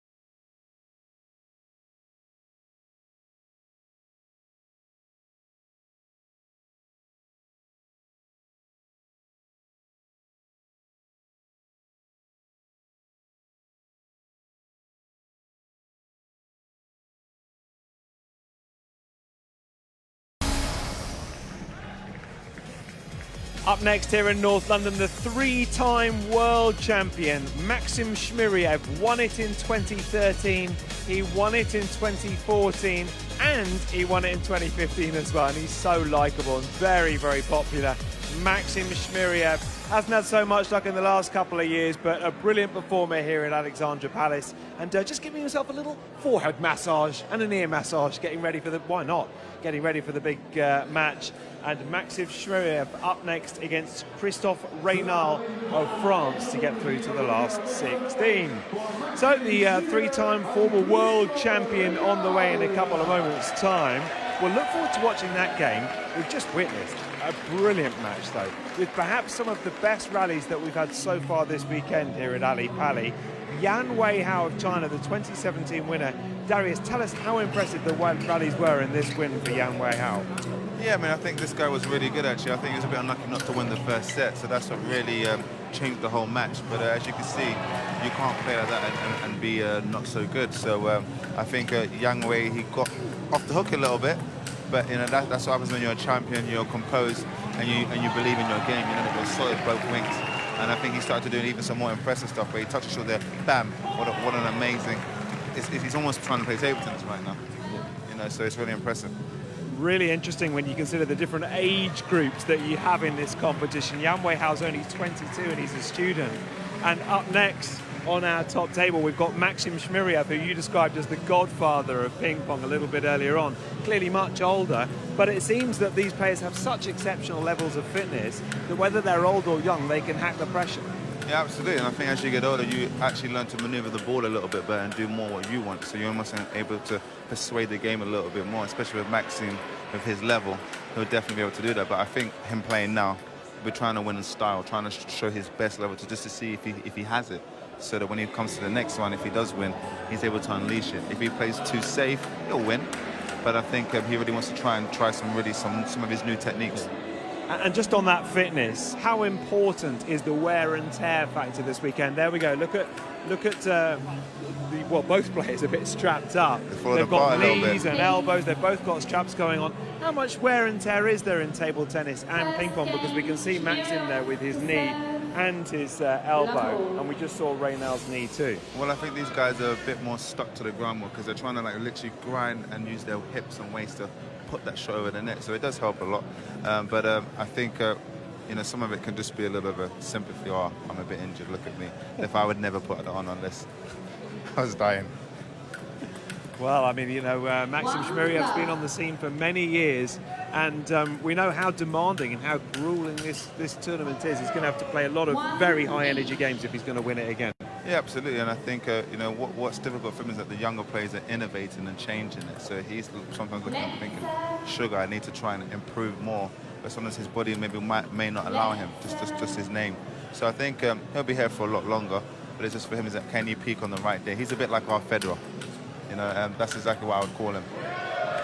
Has his time passed in terms of actually winning the tournament, or do you think he can do it again? I think it's passed. I think the other players, like what we just saw, he's playing closer to table tennis, flicking it, you know, aggressively, not just soft, not just on the table, running around. So I think it's difficult for him, but he'll always be that contender.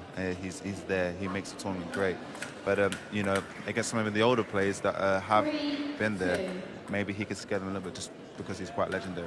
Well, just like Roger Federer, if he was to win it again, he would be a very popular winner with the fans. Let's head over again to Colin and Tony for this next match and see if Magic Maxim can make it through. Well, he would be a very popular winner if he did win it again. I think it's long odds. Tony, we were talking about Maxim, absolutely wonderful player, but every year that goes by, the whole level of the tournament, the players in general gets higher and higher. So even though Maxim can improve, all the other players are improving fast, and many of them younger than Maxim is. So every year that goes by, Maxim's 1 year older, and some of the others are still up and coming. So it's a hard battle now for Maxim to stay in the top group of the world, but certainly he's going to go down in history as one of the legends of sandpaper ping pong, and there isn't any one match that you could say he can't win. So let's see how he gets on, not only in this match, but if he wins it in the whole competition. And he's playing the left-hander from France, Chris Raynell.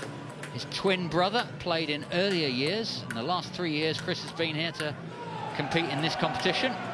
Backhands away from the table, but just holding a lead at the moment. Just backhand chop. Nice strokes, but not ultimately able to get back into the rally from that position. For the older table tennis fans amongst you, Chris Raynell's favourite ever table tennis player is a Frenchman. Who would that be? But Jacques Secretin. And then he said, well, but also Desmond Douglas. So a number of you will remember the great days of Jacques Secretin and Desmond Douglas playing table tennis together. Chris remembers those days with great fondness. They'll have taught him a lot. 6-7. Nothing in this game at the moment. Oh, do you see how long that ball stayed along the net, rolled along? Which side was it going to bounce on? In the end, I think, did it go off the side? all the way along. That's amazing. That's a bit unlucky, that, isn't it? Yeah, almost look magnetic. Let's serve. So 7-all, nothing in it. That's a fast serve across court. Very sharp. 7-8. Is that Dmitry Bobrov that's preparing to coach Maxim in between games? 9-7. Yep, it is, yeah. So,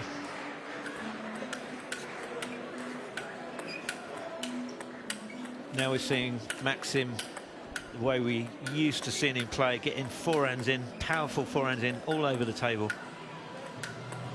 Good control from Christoph. But Maxim consistent to the end. 7. And here we had the stroke earlier onto the top of the net. It nearly went over, then nearly bounced back on his own side, then wouldn't go anywhere until it was just off the side of the table. 7-11. At least Christoph now knows how high the net is.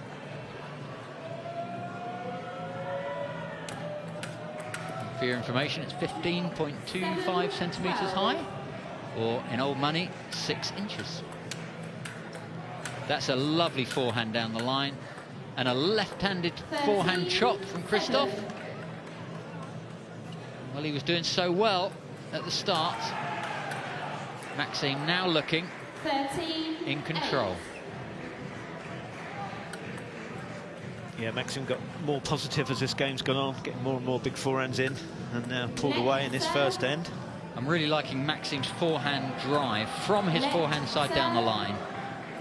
He was clearly the best in the world at that a few years ago, and still pretty good at it now. Backhand across court, drop shot, bounces twice, gives Chris Raynor no chance. Look at the combination here, power and then touch. That's very, very difficult to do. Well done, Maxim. Game points. No double point balls yet. Again, backhand across court. Playing it beautifully. So a tricky start there for Maxim, but as so often in the past, he goes behind at the start of the game, sorts himself out, sorts out what the opponent's doing, and then comes back strongly.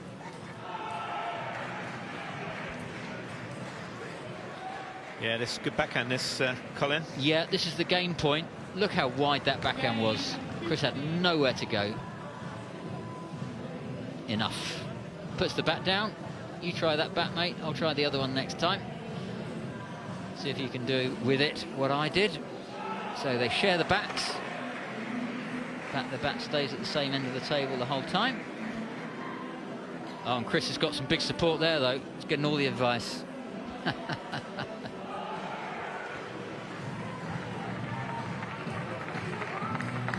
Well, over here on the feature table, table 2, Grunewald was one game up, wasn't he? But now lost the second 15-10 and 11-5 down in the third. This would be a surprise on paper for Grunewald to go out. Okay, let's see what happens next. 11-6. So it's that failed double point ball that Sorensen just tried. I think it was. Yeah, and now he's back to the orange ball. Well, let's see if Martin Grunewald can make him pay for that. Not on that occasion.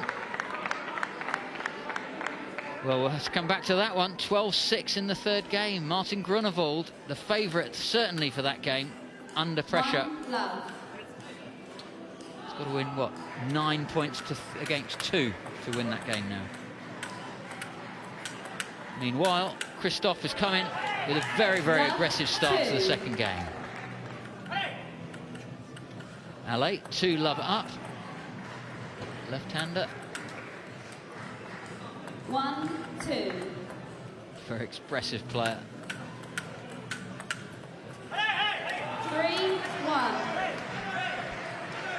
Wow, he's really geeing himself up, Tony. Backhand down the line. 4-1. He's playing like Grunewald on a good day. Left-hander, fast backhand down the line. Yeah, it's come out very positively, hasn't it, at the beginning of the second? Definitely trying to hit the ball hard into Maxim's backhand. 1-5. So far with some success.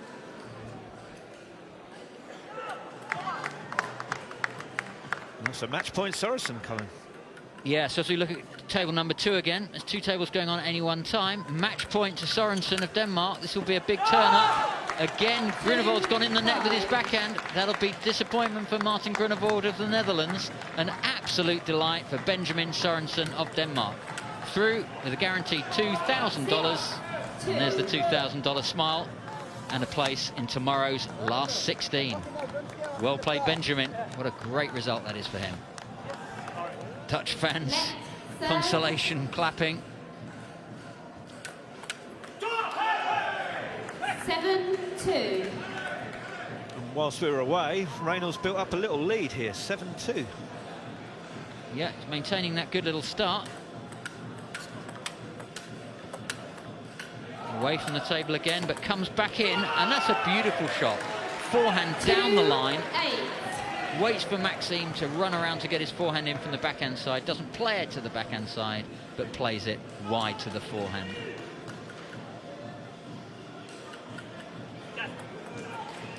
So these players, their eyes are physically looking at the ball often, but their focus is on their peripheral vision, which is the opponent, their balance, their movement and their position. I think Any Maxim's weakness. suggesting here, Colin, that the net was a little loose, so he's tightening it up. He did ask the umpire's permission. Indeed. So we might see the ball ping off the net again now. So if the ball hits the top of the net, it might jump a little bit because it's been tightened. 2-9.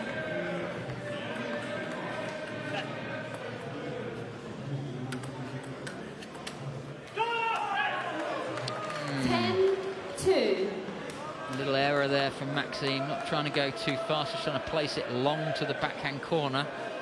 Not quite getting it right, shaking his head. Trying to reorientate himself. Clearly just lost his mental focus for a minute.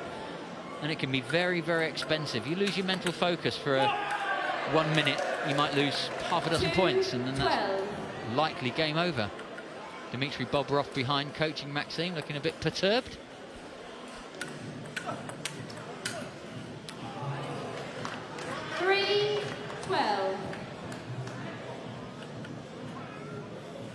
So, 1 point again for Maxime. Can he start to pull this back? Maybe. Chris Reynolds now stopping the game. Interrupt Maxime's flow.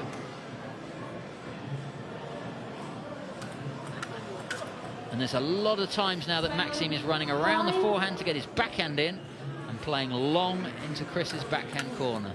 There he goes again, but Chris was up for that one. And what a powerful forehand from a compact stroke. 5-13. Really does remind me of Martin Grunevold there.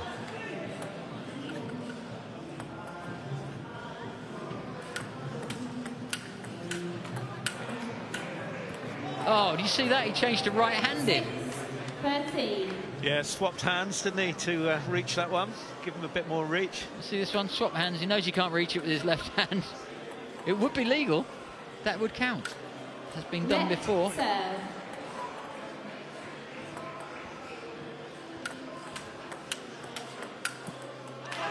And Chris being very, very smart there, playing the ball into the crossover of Maxime. As Maxime was preparing for a backhand, went right between backhand and forehand and gives Chris Reynolds game point. That's a beautiful shot, forehand, backhand and forehand. Good control when Maxime got back into the rally. So good backhand, very, very sharp forehand, control, and then that was enough to take the game. Is that 15-6? So 1 game all. Chris is delighted. So should we see what's going on? What's going on, Tony Wrighton? Well, plenty, because coming up next on this court, our TV table, is two-time former champion Andrew Bagalay, home favourite of England, Olympian, Commonwealth gold winner, and he's up against another very tough Chinese player, Dai Sushuan. Andrew Bagalay of England is, well, hotly tipped, really, and he's won here a couple of times. Who would bet him against him winning this time as well. So Bagale's next on our TV table, but over on table 2, this has just started, and this is Anton Andersson up against Jan Olek. It's all going on. We'll keep posted on this game as well. Andersson of Sweden, well, early stages in this game, but both of them qualifying earlier on. And it is Andersson versus Olek in the last 32 on the second table. We keep you posted on that one.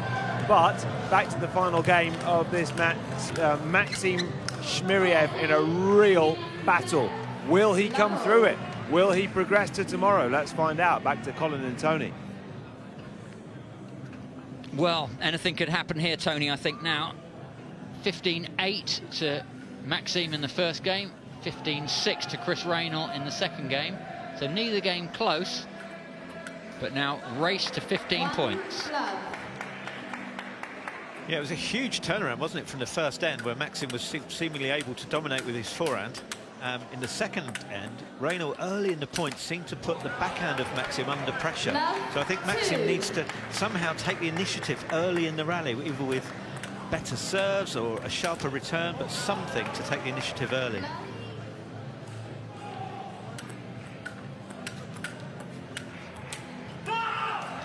Yeah, like that one, but just overhit slightly.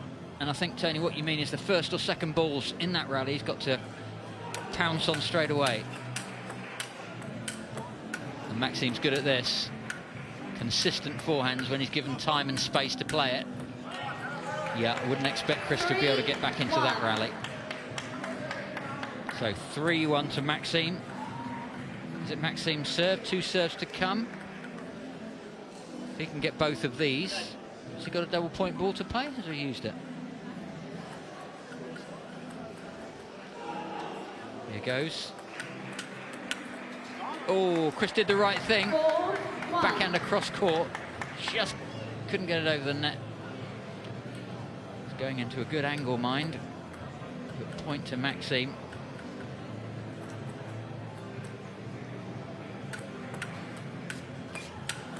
Chris running around, getting his forehand in from the backhand corner. Nice, sharp, compact forehand attack.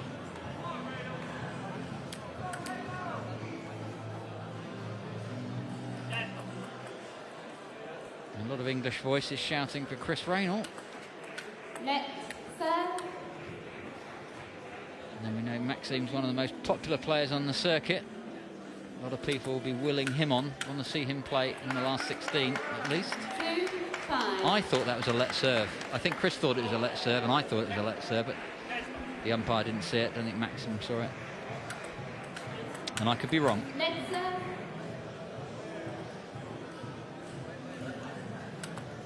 Next serve. The next 2 certainly were. Yeah. Can't get off the net now. What a great fast serve. Didn't quite get around to follow it up.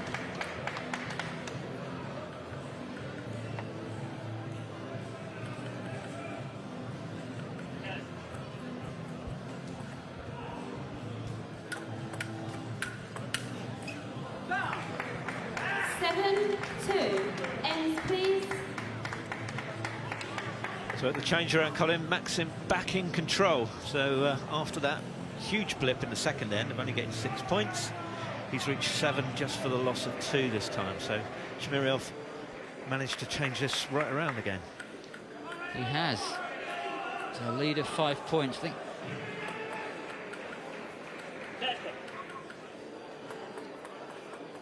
it's done very well to keep the error rate down.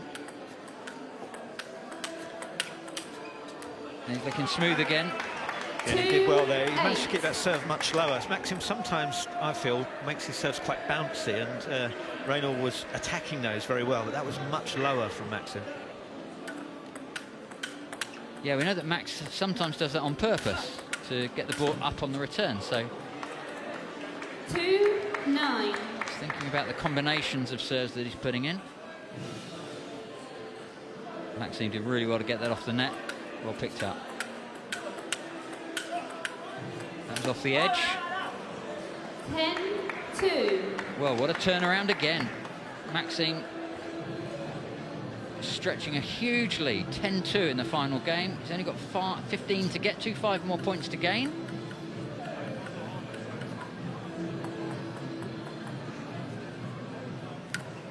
Fast serve to the forehand, Chris is all over it. And Max can't get that one. Good dive. And then this one hits the net.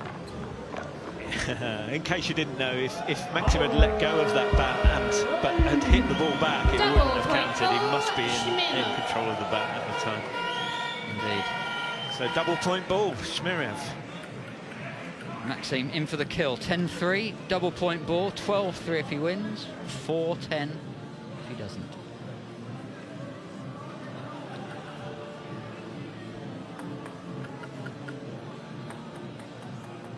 Here we go.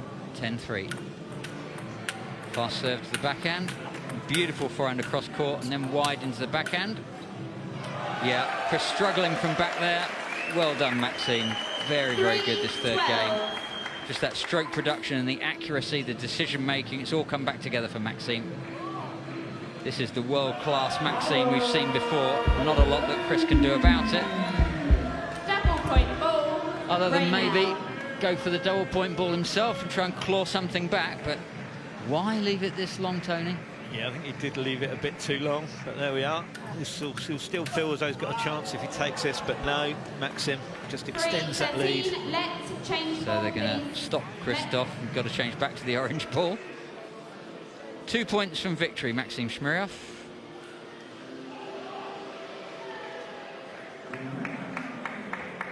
And if I've got this right, it means that Maxim, if he wins, will play Benjamin Sorensen from Denmark in the next round. 14-3. With no disrespect to Benjamin, Maxim will be pleased with that compared to some of the names that he could face. But if Benjamin can beat Martin Grunewald that easy in the third, who knows what he can do against Maxim, but we're going to find out because Maxim has indeed converted that. 15-3 in the final game. Too good, I think, Christoph says, in the end. But lovely match to see. Great stuff from Chris Raynor. Certainly, Maxim got his game back together again. Here's the final point. Chris looks whacked out. He's done everything he can. But 15-3. Beautiful there. So well done, Maxim. Off to play Benjamin Sorensen tomorrow afternoon. And up next, the two-time world champion, professional table tennis player who's represented Team GB at the Olympics. He has 5 Commonwealth medals, including 2 golds. Andrew Bagalay, two-time ping pong world champion. Can he make it 3? We're going to be watching him next.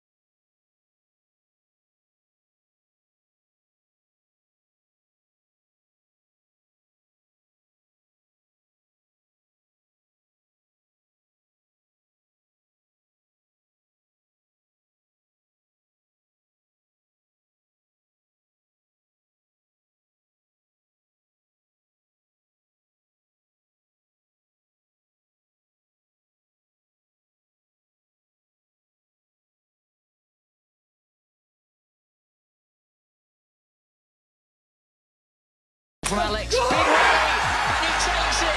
Absolutely thrilled. A new world champion, Andrew Bagley. Fast serve. Big backhand from Maxim. Goes for the big one, but Bagley's consistency takes the match.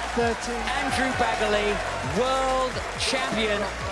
And world champion again. What a fantastic match that was. There he is, Andrew Bagley, getting ready for his next match in the 2019 tournament. The two-time world champion, a very tricky opponent and a very tricky match as well. Andrew Bagley preparing for his next match. Can he get through to the last 16? Well, we're looking forward to seeing him play. It's always entertaining, and when he wins, there's big celebrations as well. Darius, how important is this tournament to Andrew Bagley, and how long will he have been warming up, practicing with the ping pong bats for it? I think Andrew quite seriously would have been doing it for quite a while, you know. I think he's just so professional. He would have been watching players, knowing who's good, who he needs to watch out for, and just doing his draws weekly, daily, probably with Durant, traveling around, going to little camps, staying in Germany maybe, all over. He really is just a professional. He's a player with a real pedigree, isn't he? He's obviously a brilliant table tennis player as well. What has marked him out? What's meant that he's had this brilliant career that he has had? I think he's always been slightly a bit of an underdog, but like he's just mentally quite strong, you know. Things are not always going his way, but he finds a way to just keep digging, keep working, keep being professional, no excuses. Don't take anybody lightly, and I think in any sportsman high level you need that. Yeah, and we've re-emphasised the point, but we're going to say it again. Table tennis and ping pong are quite different, aren't they? And he's well known for his table tennis skills, but with these hard bats with no rubber on them, it's a really different game, isn't it? Absolutely, and I think Andrew's actually probably a bit better, better as a ping pong player because he's just a lot more aggressive. He's a lot more fearless. His table tennis game's probably a bit safer. And I think he's found his niche, actually. He enjoys it. You know, the crowd love him as well. I think the crowd loves him anywhere he goes, but really he's our number one. He's that go-to guy.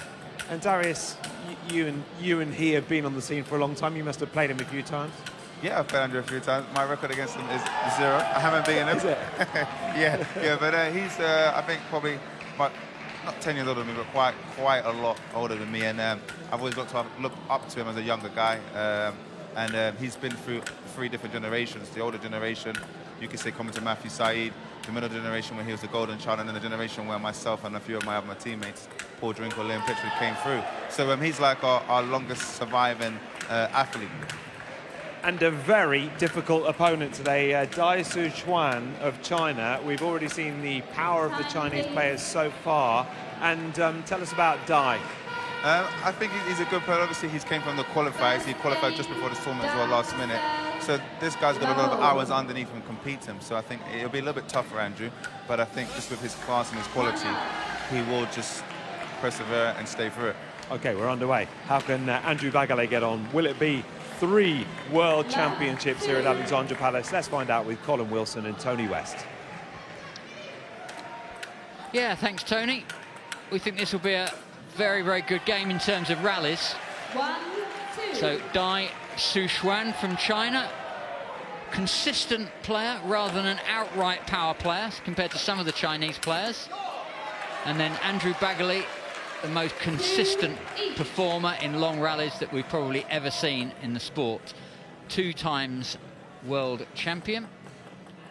And then Dai Suchuan looking to take on the mighty Andrew Bagley. So this is one where the European players probably favourite against the Chinese. Oh yeah, definitely would have to make Andrew favourite. Look at this lovely backhand that he has. He's one of the players here that probably favours that side, where we've seen a lot of other players running around playing forehands on backhand. Andrew will hold firm where he is and play the backhand. Very strong there. Yeah, and Andrew and his coach and brother Steve Bagley, they're talking about the way to play, and they're saying that the compact stroke isn't always the way to win. You can take a step back, you can lengthen the stroke, you can develop a little bit more topspin. You can see that Andrew's trying to get all the little bits of spin that he can on these rallies. And in doing that, if you can soak up the pressure and keep the pressure on your opponent a little bit while you do it, look for the easier balls and then compound their problems with a series of attacking shots when you get the chance. It's that consistency and ability to play power later in the rallies when you get your chance that makes Andrew an extraordinarily good competitive player.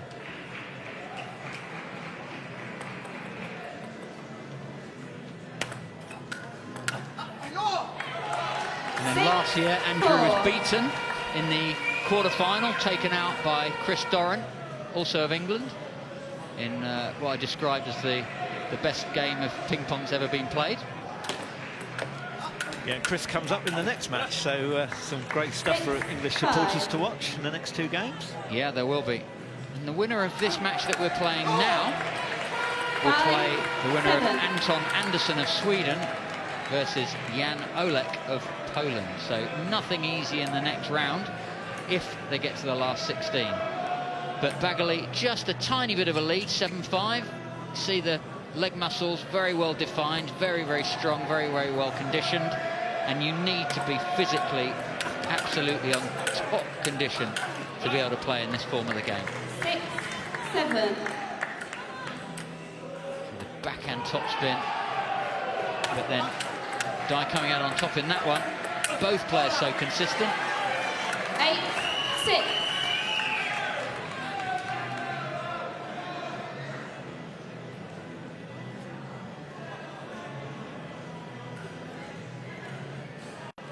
One of the things you can see when you watch Andrew playing between the rallies, you look at his eyes, his level of focus and aggression while being able to play with such incredible touch. Fights for every single shot.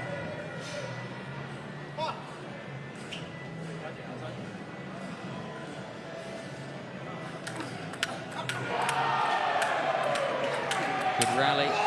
So the right-handed pen holder, Shuxuan Dai, so using the side spin on that backhand to keep Andrew quiet on the backhand. When he gets his forehand in, big forehand smash, but that one didn't go on, hit the top of the net first. Both players settling into backhand-to-backhand rallies. 6-11. Yeah, I feel that I'd make favourite all day long if that continues. If Dai just keeps going backhand to backhand, Andrew is going to be victorious. Wow. 11-7. That was a great shot, really powerful. But that's the kind of thing, Tony, I think you're saying that Dai has to do, because I think Andrew will be happy to pin him down on the backhand wherever Dai's willing to play those backhands. 12-7.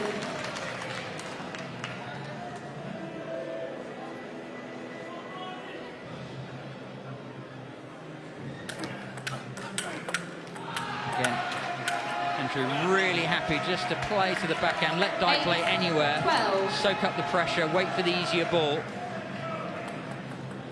because he believes he's more consistent than Dai, and then Dai's going to be forced to run around and play forehands from the backhand corner, 9, at which 12. point Andrew will start playing to his forehand.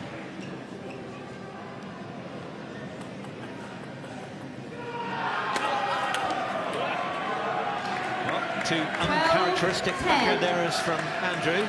Let's Dai back in the game. Only 2 points in it now.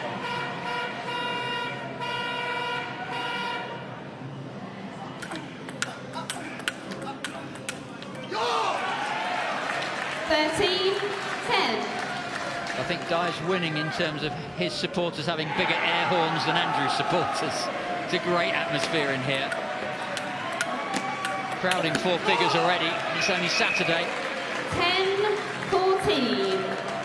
There's just great contingents dotted around the crowd, supporting one particular player or country.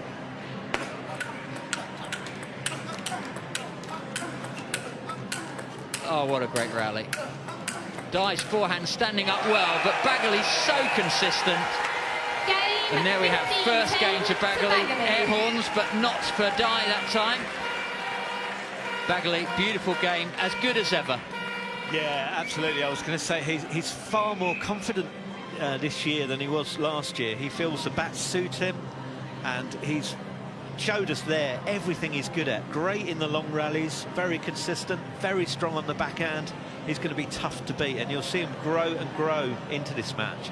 You really need to win the first against Andrew. He's unlikely to drop in standard, that's for sure. Yeah.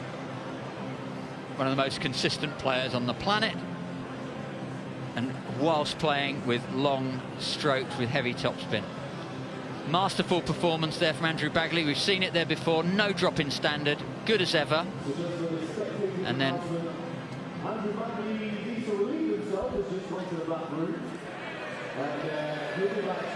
So while he's getting some advice, we've got Anton Anderson serving for the match at 14-13 in the third game against Oleg. Can Anton do it? Good control. Swede at the far end, and he does. I think he's happy. He's won it 15-13 in the third. Interrupts his own celebrations to console his opponent. What a great game that was. Anderson wins 15-13 in the final game, and he will play the winner of the match we're watching on this table. Congratulations to Lars Ademmer from Holland. Martin Grunewold as well, very sporting. And some great international friendships built through this tournament.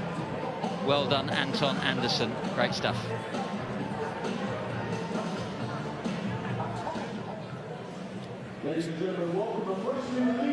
So I think Bagley's gone for a toilet break, I believe. There he is.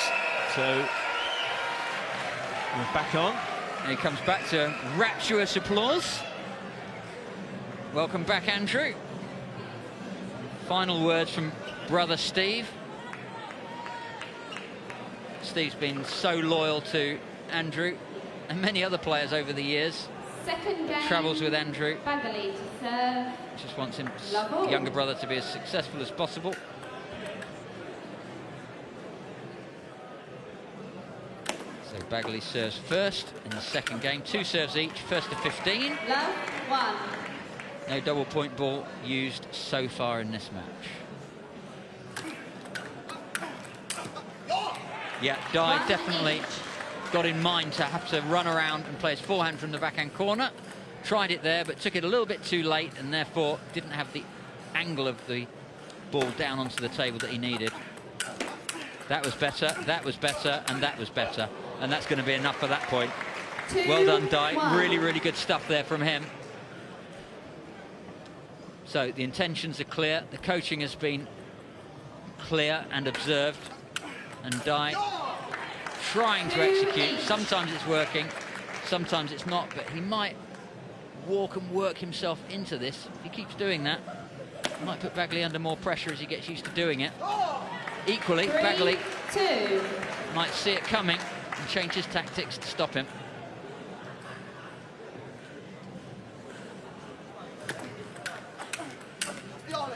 Yeah, so Bagley there playing backhand down the line to the forehand, just to make him think, make Dye think twice about running around his backhand corner to play forehands. Yeah, every time I've seen Andrew play, he gets better and better as the game goes on. So it's going to be tough, I think, for Dye to pull himself back into this. He's going to have to find some way. Again, great stuff from Dye, but how many shots have you got to hit consecutively really, really well just to get 1 point against Andrew? He's such a good retriever. That's exactly right. You've got to work so hard to win a point that the pressure just mounts and mounts on you as the game goes on. And then any weakness is then exploited.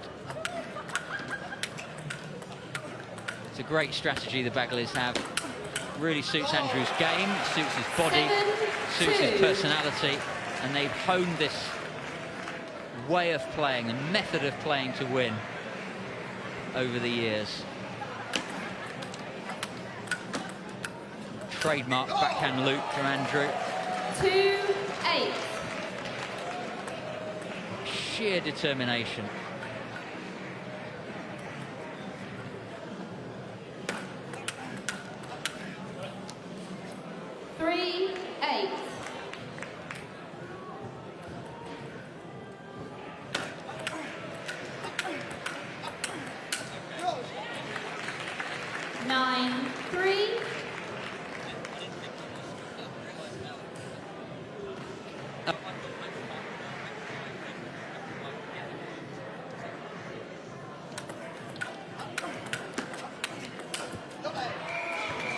Yeah, great stuff from Andrew, just keeping Dai under so much pressure. I can't see a way back for him.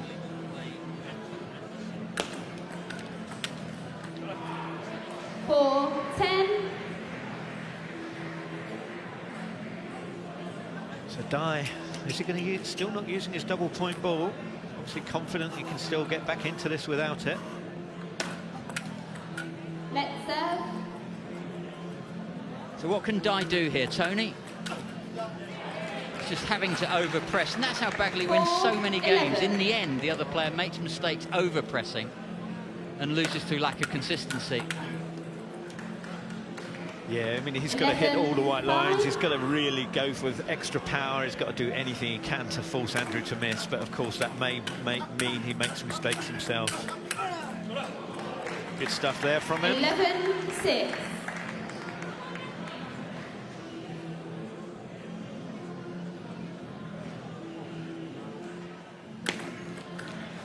Half-long serve from Andrew. So neither very short nor long enough for Dai to get his back underneath the table and lift the ball. Classic length of serve.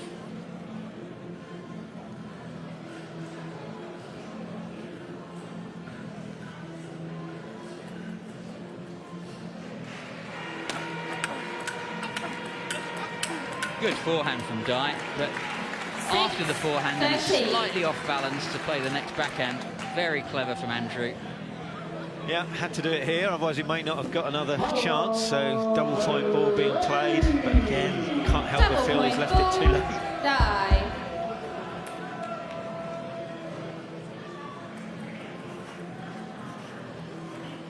Yeah, I think you're right, Tony. 6-13.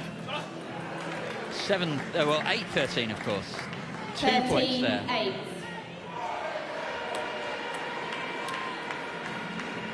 Yeah, I just feel, why wait until you're 7 points behind? If he'd done that at 4 or 5 points behind, he's back in the end. Yeah, well, I think I'm clear. I think I'm clear on the double point ball. I think you use it if you're winning or if you're a little bit down, not when you're miles down. Maybe not as early as Gavin does, Gavin Rumgate. Look at that finish from Bagley. 15-8 to Andrew Bagley over Sushan Dai of China. From Zhuzhou, the Athens of China, between Beijing and Shanghai. But he leaves the tournament with $1,500 and our winner through to the last 16. And we'll see him play again tomorrow. Andrew Bagley goes through. Yeah, trademark backhand to finish, Colin. A big Bagley backhand cross court, very deep and powerful. I think we're going to be seeing a lot more of that shot as the tournament progresses. Yeah, beautiful performance from Andrew there. Very, very hard to see how anyone's going to beat him. You'd have to be world-class to actually get close. So, Andrew Bagley setting himself out as one of the favourites for this championship once again. Autograph time. Yeah, and if we think earlier, Colin, Dai gave Fleming a real big battle. It was very close, and Fleming, of course, twice finalist. That was a good player that Bagley just dispatched. Yeah, Alex Fleming, twice finalist, beat Dai 15-9 in the 15-9 in the third and final game. That's how good Dai is. Andrew beat him a little bit more easily looking than that.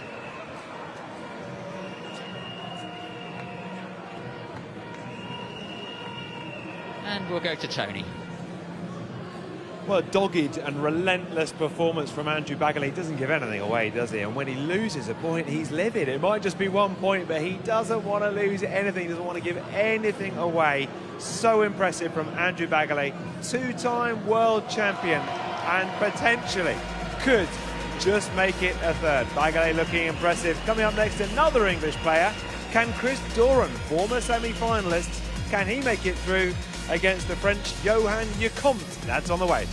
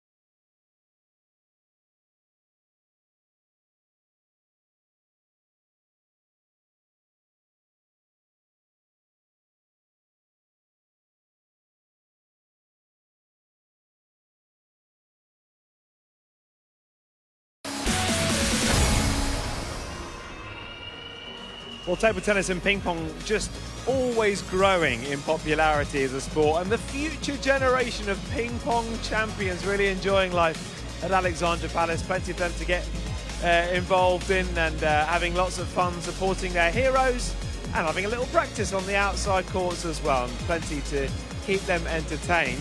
They've just seen one of their heroes win, Andrew Bagalay, and next up another English player, Chris Doran there on the left, just to the left of the lights.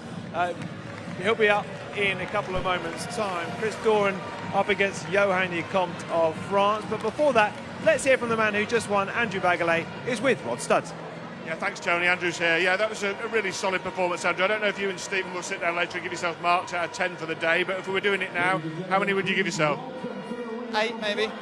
Yeah. A hard taskmaster. Yeah, I played well. I played really well today. Really secure, especially on my backhand side. And also forehand was very, good too. So I was happy how I was striking the ball and moving well, and playing the big moments well. How important was the first game there? It sounds a bit obvious in a best of 3, but after the first game you really bossed proceedings, didn't you? Yeah, I mean, I don't normally play against penhold players. They're two different types of shake hands and penhold, so it's a bit unusual playing a penhold. He hits the ball quite flat on the backhand side. So, it's unusual, so you need a little bit of time to adapt to it. But once I got into it, I felt really good. And the next round is Maxim Shmiriev. Now, if you were to say who have been the two dominant forces in ping pong at Alexandra Palace, it's Andrew Bagalay and Maxim Shmiriev, and it seems a little odd you're meeting so early in the competition, but give us a few thoughts on that match tomorrow, which is one we're all immensely looking forward to. Yeah, we've had a lot of history together in ping pong and table tennis. We played one time. Yeah, he's always he's a top world-class player, so, I have to play really well tomorrow. Yeah, it's going to be a good match. I'm looking forward to it again. So are we, very much so. Thanks for joining us, Andrew. Good luck tomorrow. Thank you very much. The two-time world champ looking very happy with himself, actually, and he's played really well today. Hasn't dropped a set so far, and Andrew Bagalay will be in the last 16 tomorrow. Now, up next is Chris Doran. There he is. Chris Doran has reached the semi-finals and the quarter-finals here in the past. Always a very tough competitor. Another home favourite, an Englishman, and he's up against Johan Lecomte of France. This is not going to be an easy game for Chris Doran, but as we've seen in the past, he has this extraordinary size and reach, doesn't he, Darius? And he really uses that reach to his advantage. Yeah, I mean, he's probably one of the most talented players with the ball. And what Chris enjoys most is that he loves playing table tennis. He'll play all day long. Forget the size doesn't matter with him, and he reads the game very well, so he's able to see and understand what you're doing, so that's what he makes up for. Some people are just reacting, he's predicting and moving in the right places, and he's got a great vision of the game, how to play it. So you're talking about how much he loves the game, and we've seen him reach the quarterfinals and the semi-finals in the past. How much would that man love to reach the final here at Alexandra Palace? Yeah, I think I mean the world to him, but also I think, again, he's similar to Ramgay, where it's all about the focus and the mentality. He's probably a bit more diverse than Ramgay, but it's about not doing 100 things, it's about doing 1 or 2 things good to win. You don't need 20 things to win. You just need 2 things that you can do very good. If you've got the best serve and the best backhand, then you play that way. If you're trying to play backhand, forehands, chop in at 100 things, it kind of also almost confuses you as well. It's about just getting a good rhythm, being stable, being solid, and winning. So he's gone deep in this competition before. What does he need to do to take that next step, that leap forward? Well, I mean, last year, to be honest, he was like only a point away. He played for the best quarterfinals match, the best match I've ever seen. And he was a bit unlucky. He was 1-0 up, and then he lost 1 or 2 unlucky, unfortunate points. And then and that's when it happens. It's like missing a penalty in football. When you miss it against a good team, they know that, okay, I'm coming. They're going to come back and win. And so I think this year he looks quite calm. He's gone about his business very easily, 2-0, 2-0. It's just, again, how he prepares and actually delivers the shots. And we've spoken about how you English players all know each other so well, having grown up with each other. You always play each other on the circuit. But how much will Chris Doran know about his opponent, Johan Lecomte of France, today? How much will he know about his style and his weaknesses? Yeah, I mean, I think not a lot, but at this level, you've kind of focused on what you need to do to win. How good are you at what you need to do? Because he can know he'll figure that out. The first game, when you play anyone, you're always not sure anyway. Even if you know him, you're not sure because you're just trying to sync with the player. So I think for the Chris Doran, that normally is a better player on paper. It's just about if he can win the first set, the game's over. Even if he does lose, he's still got a chance. It's about him just playing well and being stable. A bit like how Andrew played. He didn't play unbelievable. He just played stable, a solid level, and he's able to just dominate straight from the start. He looks he's getting a sweat on already in that warm-up. I mean, it is pretty hot here at Ali Pali, isn't it? And ping pong is actually so much more taxing on these players than table tennis, isn't it? Well, definitely on the body, and I think Chris may feel it. I mean, he said he was ill actually for a few days before that, but I think with Chris, he's a warrior, so he's not worried about I'm ill or not. He'll be just here playing and trying to win. You know, he's a winner. OK, over to Colin and Tony for this match. Let's see if another English player can get through. Well, yeah, let's see. We would expect it, but I know a little about Johan Lecomte. I played him last month in a hardback competition in Holland.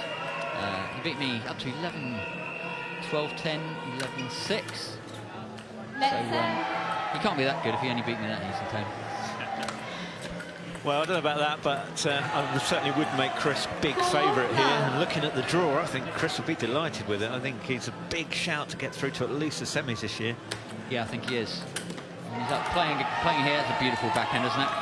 Playing against the right-handed Frenchman, what I found is that he takes his holds it back really low down the blade, and then he takes his forehand very early. A very fast, early forehand from Johan Lecomte. 1-5. See that just the way he holds his back, way down the bottom of the blade. I couldn't believe how many shots he was getting on so early and so hard and fast with that forehand, considering. But that's the way he chooses to play. There he goes with it again. But Chris soaking it up, certainly a lot better than I did. And so Doran into the lead. Got to put Chris down as favourite for this one. 7-1.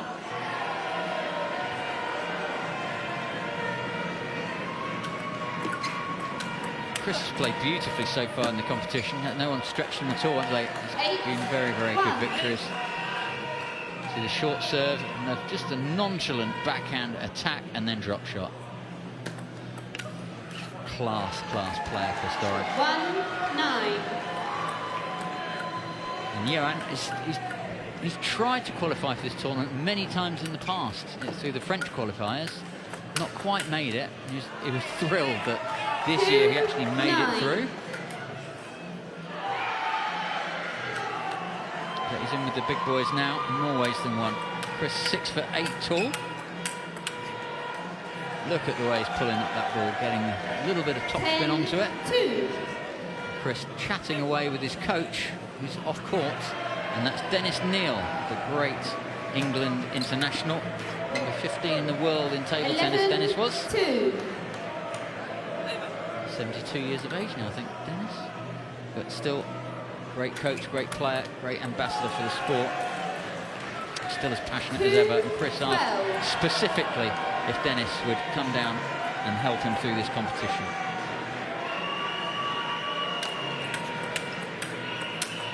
See, beautiful stuff there from Johan, but not many of the points. Yeah, that was better from him though, wasn't it? Really positive, as you said, took it really early and powerful. He needs to be taking those chances. 13-3.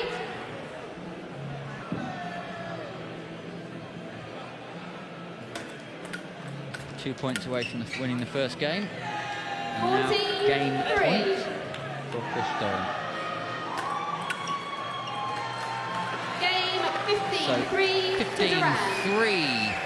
Chris Doran, another very comprehensive win there. Keeping people down to very low scores. And there's Dennis, always with something to say. Looks like he's in a good mood there. Not under pressure at this stage. Meantime, Chris will play the winner of this game, Evgeny Milkin of Germany against John Misal of the Philippines. And Misal doing pretty well here. Yeah, we saw him earlier, Colin, didn't we? He lost the first against Ashley Stokes, but then got stronger as the game went on, and he's done it again here. He seems to read the game really well, learn from the first end and get stronger and stronger. Yeah, couldn't win that point. Evgeny just putting the ball right on the baseline and hit the edge. John actually got his back to it, which was pretty good, but no chance of getting it on the table. But still 4 points ahead, and he only needs 2 for the match. Match point, John Michel of the Philippines. Winner of this one. Oh, a late call for a double point ball here for Evgeny Milkin. Winner will play the winner of the TV tables. That could be Chris Doran. Great forehands and great control from John, but Evgeny up for it. Still Again, life I've in got there. to feel, why did he leave the double point so late? I know.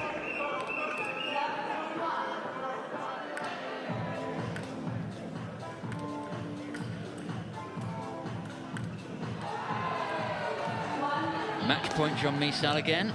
That's a great return of serve. A good get from John. Oh, great retrieving from back here. And that's enough. John Michel from the Philippines through to the last 16. He'll play the winner of the TV table. Chris Doran or Johan Lecomte of France. Well played, John. So, maybe we'll see who John's got to play. And Chris is kept at 2-2.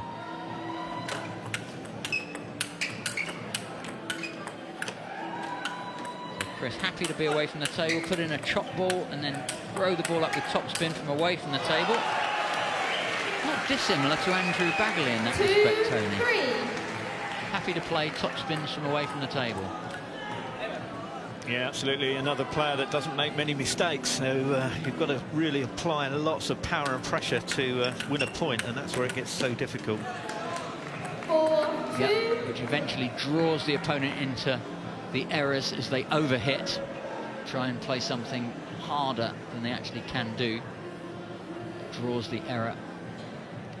And the tough thing with someone like Chris as well is the moment you don't apply that power, Chris certainly will. So you've got to keep that pressure on him all the time. So tough. Yeah, so Chris is holding the back there, but ready to pounce. Just exploit. You see there? We saw Johan just slightly out of position and then added the speed. Johan likes that one. Double point for Duran. Chris tries to destroy the new power play button. So this for 2 points for Chris Doran. White ball worth 2, and he gets it directly from the serve. 7-2 to Chris Doran. 2-7. Now, if you're Johan, you have to do it back. Surely. Surely, yeah. I think he is. No? He's not. Wow. He's chosen not to use it. A game and 7-2 down, and doesn't want to play his double point ball. Don't understand. 2-8.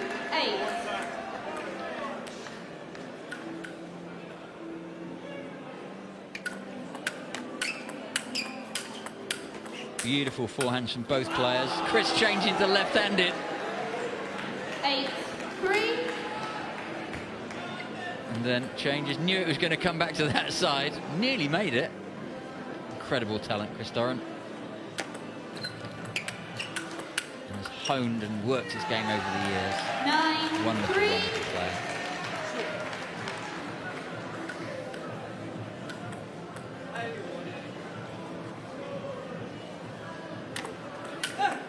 And it looks like Chris can choose to do whatever he likes. 4-9. Here we go, double point ball.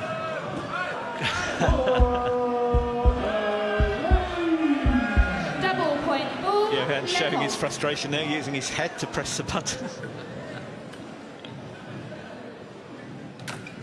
Oh no, serves off on the double point ball. 4-10. He knows he's in trouble.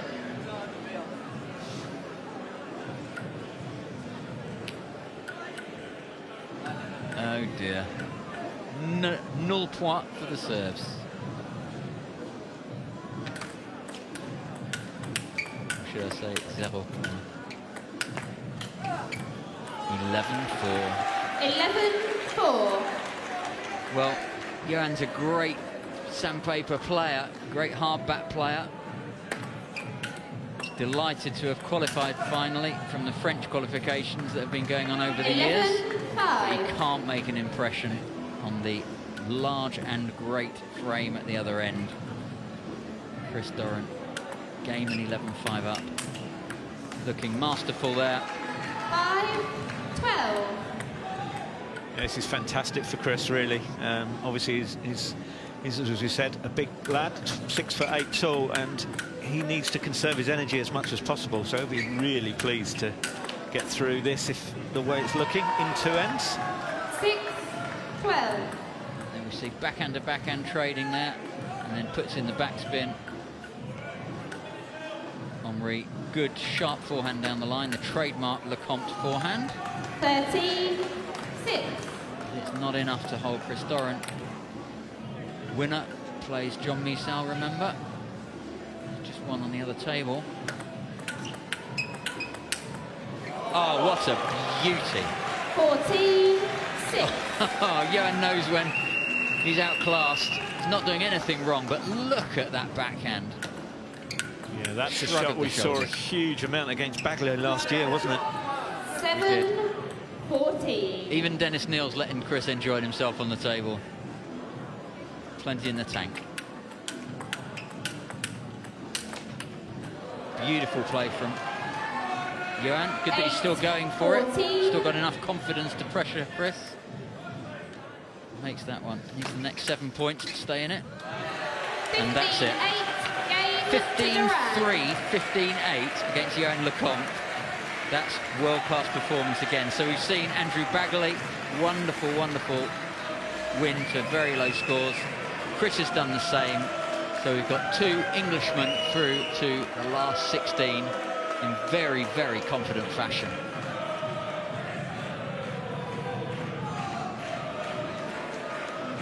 So Johan not doing anything wrong, playing some good stuff, but in the end, just outclassed. And he knew it. Still, he'll have enjoyed his day. He's done very well, Johan, to get out of his group. Walks away with $1,500. That'll more than pay the plane fare.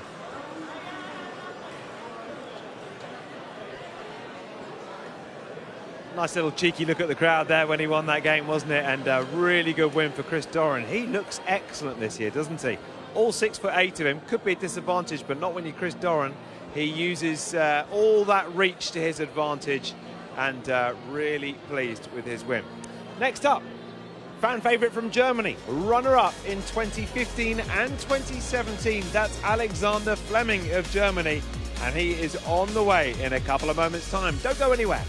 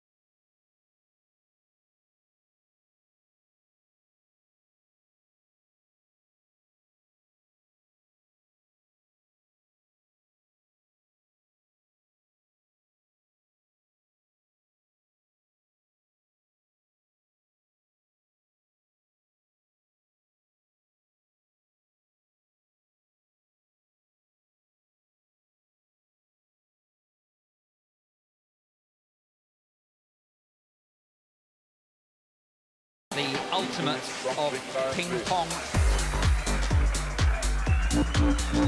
What a rally. Backspin, topspin, everything. Oh, look at this footwork. This is amazing. I don't believe it. This looks like an exhibition match. Unbelievable. Oh, what a forehand. That is absolutely fantastic. We've seen it all so far today here at Ali Pali. It's been absolutely fantastic. So much cracking action. I'm joined by the man who's just won. The home favourite, Chris Doran, is through. Well done, Chris. You've been to the quarterfinals and the semi-finals here before at Alexandra Palace. Does this year feel a bit different? Hopefully. I think that's the diplomatic answer. I've had a very hard group draw, and then that one was a little bit easier, to be honest with you. I played well and got through it, so I think I've been gifted with a slightly easier quarter by the looks of it, so hopefully we'll get to the semi-finals and go from there. Yeah, you're up against John Mizell of the Philippines next. How much do you know about him? It's hard to hear, isn't it? Yeah, I know quite a lot about him. I actually said he'd win that game, and a lot of people were pretty sure Milchin would win. He's got a lovely hand, a bit like me, a lot of variety. He has got the most power. He's got deceptively good serves and a very good forehand and a very good hand, so it should be tough, but I back myself. So the match up next, they're just warming up behind us, is Alexander Fleming. I mean, he's always good here, isn't he? Is he someone who you think could compete again and get right to the latter stages of this tournament? I said before the tournament that Alex was my favourite to win it, to be honest with you. He's been in unbelievable form in China. He won the Masters event that we played over there, the World Cup, and he won the match easy in the team event when we played Europe versus China over there. So, to be honest with you, he's been my only practice partner today, and everybody after you play Alex feels so slow. And I think that's half the reason why I've been playing so well, because I feel like I have so much time after I play with Alex. So that's a dream semi-final for me and Alex, and maybe Bagley and a Chinese in the other half. Yeah, well, you might meet him in the semi-final. Let's just look back at your game. Now, we've been talking about your reach. Being 6'8" might be a disadvantage for some players, but you seem to be all over the table and make it work to your advantage. Talk us through your game plan today. To be honest with you, in this match, I've had the fortune of playing Johan 3 times, I believe. There's a tournament in Hilversum, Wutto in Holland. And I knew he was a bit limited on the backhand, so I didn't try and necessarily hit the ball full power. I tried to get more of the angles, and then he couldn't play the angles to me. And it's really only a player like Alex that can really get me out fast, where I really struggle. So maybe with sponge table tennis in some sports, my height's a disadvantage. At this, you've seen a few times, I can just stick out an arm. It's not the diplomatic answer, but it works for me, so hopefully it keeps going. Yeah. How much would you like to win? A lot. I think my entourage would say the same as well up there, so yeah, crowd favourite, let's go with that. Well, listen, you've done brilliantly so far. Well done, Chris. We'll see you here tomorrow. Thanks a lot. And congratulations on your performance so far. Excellent from Chris Doran, who is through to the last 16. Time for our next match now. It's the Flash. He's received a glowing review from Chris Doran. Let's hand over to your commentators, Colin Wilson and Tony West. Well, I'm looking forward to this one. It's always good to see the Flash back in. Alex Fleming of Leipzig, Germany. Professional table tennis coach and player, and he's been training with this bat for months again, and he looks really up for it. Tony, I think he looks stronger than ever. Physically, he looks as athletic as ever, probably more so, and his backhand certainly improved. Yeah, absolutely. I picked him at the start of the tournament, and well, Andrew Bagley's swaying me a little bit towards him, but I still think it's going to be tight between those two who win it, in my view. Of course, I'm usually wrong. This is a tough match, though. Zakar, we saw earlier, played really well. So Fleming, well, we know what he's like. All forehand if he can, but with a solid backhand as well these days. Yeah, so you can see how he got there. And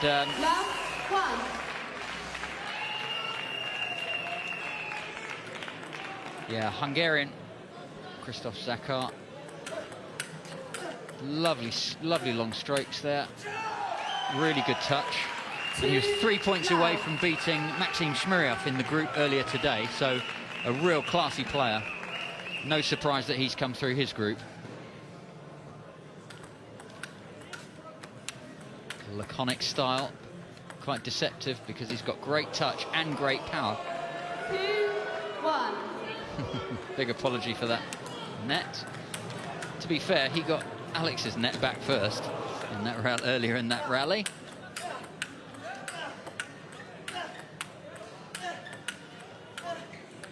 Oh, and he slowed Alex down gradually, made Alex lift the ball more and more through that rally. Well done, Christoph. Very smart. He looks like he's here for a good time, but he's certainly putting the points, getting the points under his belt as well. 2-8. Yeah, I'm fairly sure the score is 2-2. Here we go, just correcting that. Yeah. And Fleming will know all about Zakar, I'm sure, but we certainly saw earlier he's a top player. So this is by no means an easy one-sided match coming up here.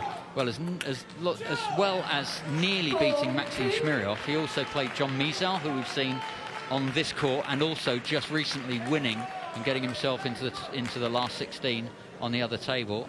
And earlier today, Christoph beat John Mizal as well. So Alex is facing a very, very strong player, but matching him at the moment. There's a little set piece, ran around, went for a big smash down the line. I don't know if that was even possible, but 5-3 now.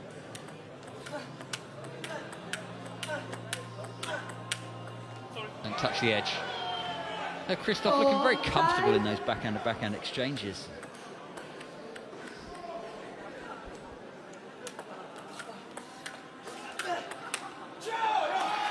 Yeah, you can see he likes his backhand. You will see him there run round on the forehand side to play a backhand. Not many do that. We have seen it a few times, but usually the other way round. Oh, see that angle on that return of serve from Christoph. Beautiful. Too wide of the backhand. 7-4. Great finish to that rally.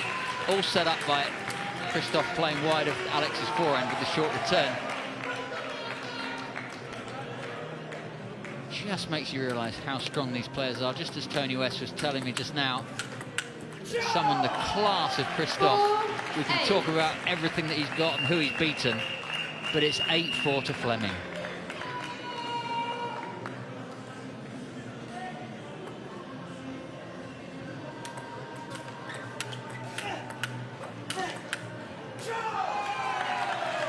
Another great rally. Just keeping the pressure going there, Alex.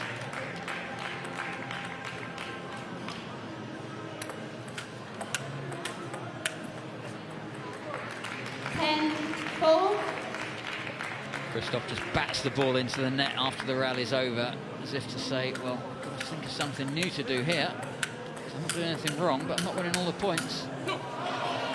Wow. Well, look what he had to do to win one. Fantastic play, wasn't it? Yeah, so Zakar, what a fantastic player. Backhand from the middle, backhand from the backhand, forehand from the forehand side. But he had to do all that just to get another one on the board against the great world finalist, twice world finalist, Alex Fleming. Now, he thinks that went on the table. No.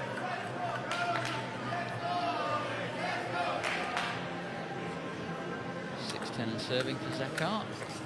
Happy to play backhands from the forehand side, Christoph Zakar. 7-10. And you get the feeling if he gets Alex far enough away from the table, he's fairly comfortable. So if he can push Alex back enough, he can take Alex's big shots. Oh, beautiful forehand to forehand. The big show, wonderful play. Incredible quality, isn't it, for the last 32, Last man. 32 of the World Champ. What's the semi-finals going to be like? What reactions? Amazing.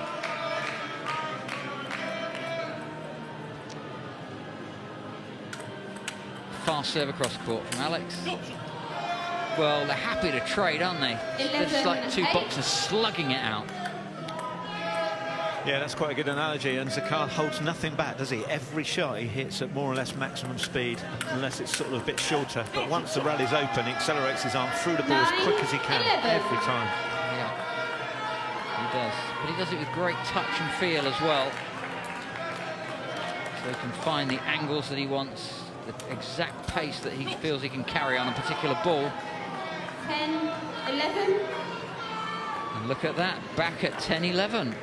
Well done, Christoph. Oh, it's in the pits, tyre trouble.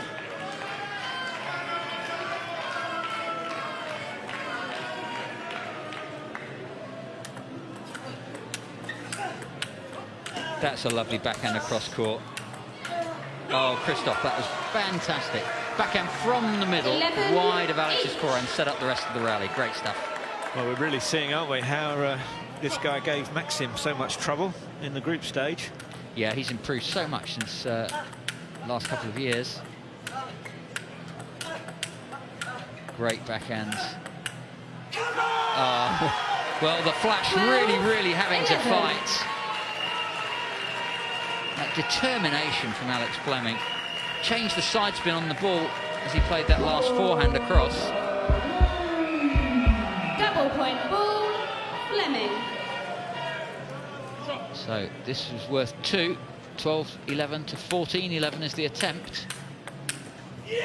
Oh, by the smallest of margins. Catches the net, just goes off the end of the table. Look at that. Delight. Game point to Fleming, but he's blown his double point ball. Again, backhand from the middle, wide of Alex's forehand, keeps Christophe Zakar in touching distance. He needs these 3 points to take the first game. He's not opting for the double point ball. Beautiful strokes, lovely play. And then Alex getting Christophe in the crossover there between his backhand and forehand to give him that final point, 15-12. But in the middle of that game, Tony, some wonderful stuff. And then Alex into the crossover right there, in between the backhand and the forehand. A nod from Christophe Zakar. And that was just enough. Blows his cheeks out in relief. And meanwhile, on the other courts, Liang Shui is this, with match point. Yeah, and that's it. Converts that one against Vladislav Kushenko, who goes out in the last 32. Vladislav was looking so strong for the tournament, but a very talented Liang, the Chinese player Liang Shui. He's through to the last 16. That's a tough draw for Kushenko, who was playing very well earlier on today.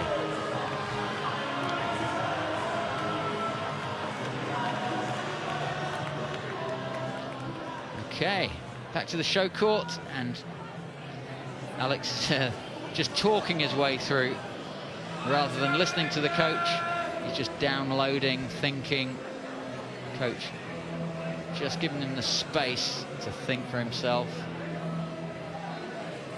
Joe, Colin, I really feel there that Fleming was masterful with his tactics on using the double point ball when he did, and I think that really made the difference in that end. And of course now he's got that confidence to be able to play, knowing he's got a game up behind him. So I think that made a huge difference in that game. Certainly did. He was caught by Zakar, but managed to use that to pull out a lead again. And that is a world-class shot. Brought in for the drop shot, saw it bounced a tiny bit higher, and played a hard forehand flick across court. Beautiful shot. There's the drop shot. Popped up slightly, and he pounced on it.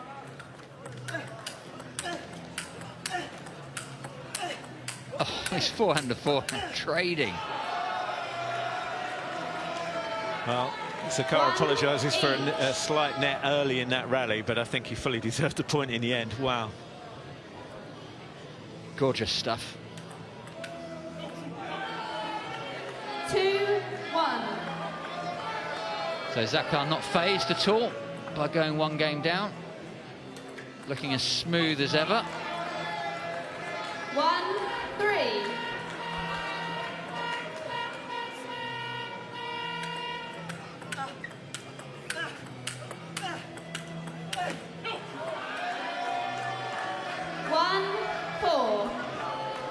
Alex nearly hid his way out of trouble there. Forehand down the line and then attempted backhand down the line, but didn't quite come off on the backhand. Again, Zakar getting Alex stuck in the crossover.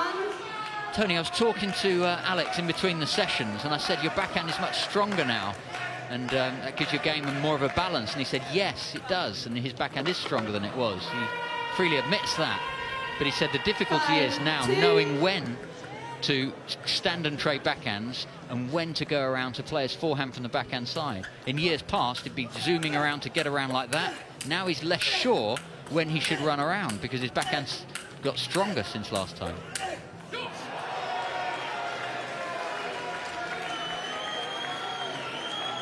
2-6. I'm absolutely loving this match. They're both just hitting that ball as hard as they can. Real great stuff to watch. Yeah, beautiful stuff. Oh, wonderful. Down the line.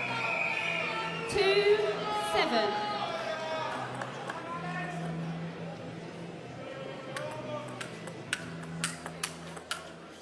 Oh. 7-3. There you go. Black and white shoes. So different shoes for different purposes. I wonder why that choice. 7-4. Yeah, good one, Tony. At least he's got a left-handed one on his left foot. Left-handed one? Can you wear a left-handed shoe? His left shoe and his right shoe? On the right feet, anyway. I'm guessing he's got a matching pair at home. 5-7. Very good.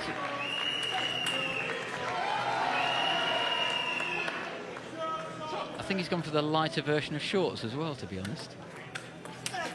That's a beautiful forehand flick across, though. 6-7. Well, not much in this, is there?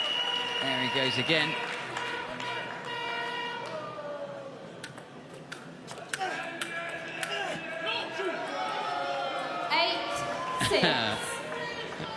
Alex, I think, was surprised by a cry during the rally from the crowd. He's going to have to get used to that. There's an absolute cacophony of noise going on, and every now and again punctuated with something quite loud. But all in good spirit, and the players learn to just focus on the little orange thing that's going between them. That's the only thing that can put your points on the board.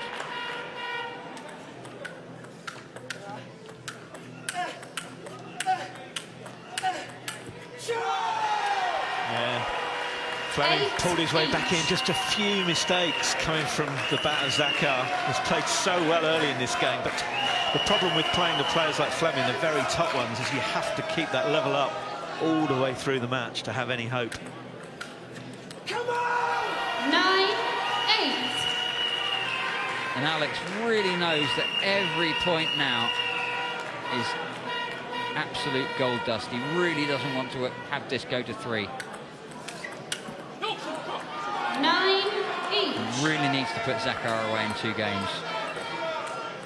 Oh, inside I'm screaming, double point ball, double point ball.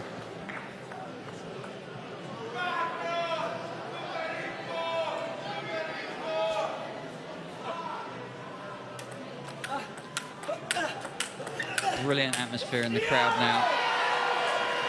9-10. Here we go.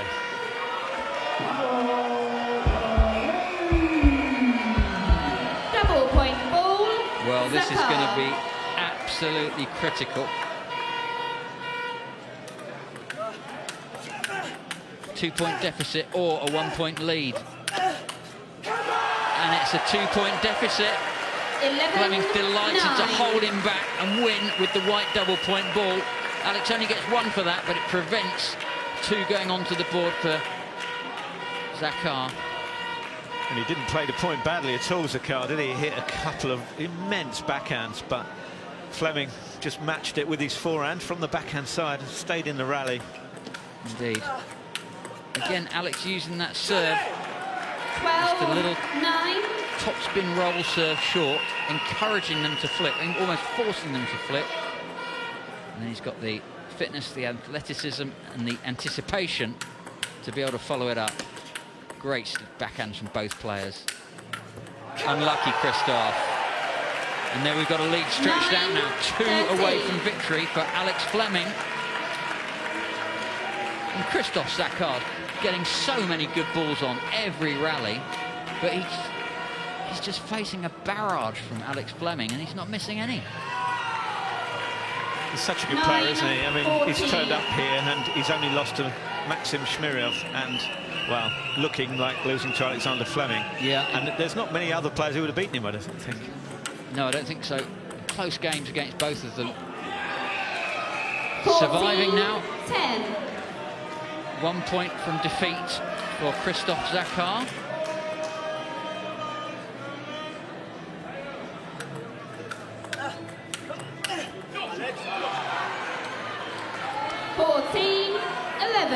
winner of this will play Liang Shui of China that we saw at the break just now. He beat Kushenko of Russia.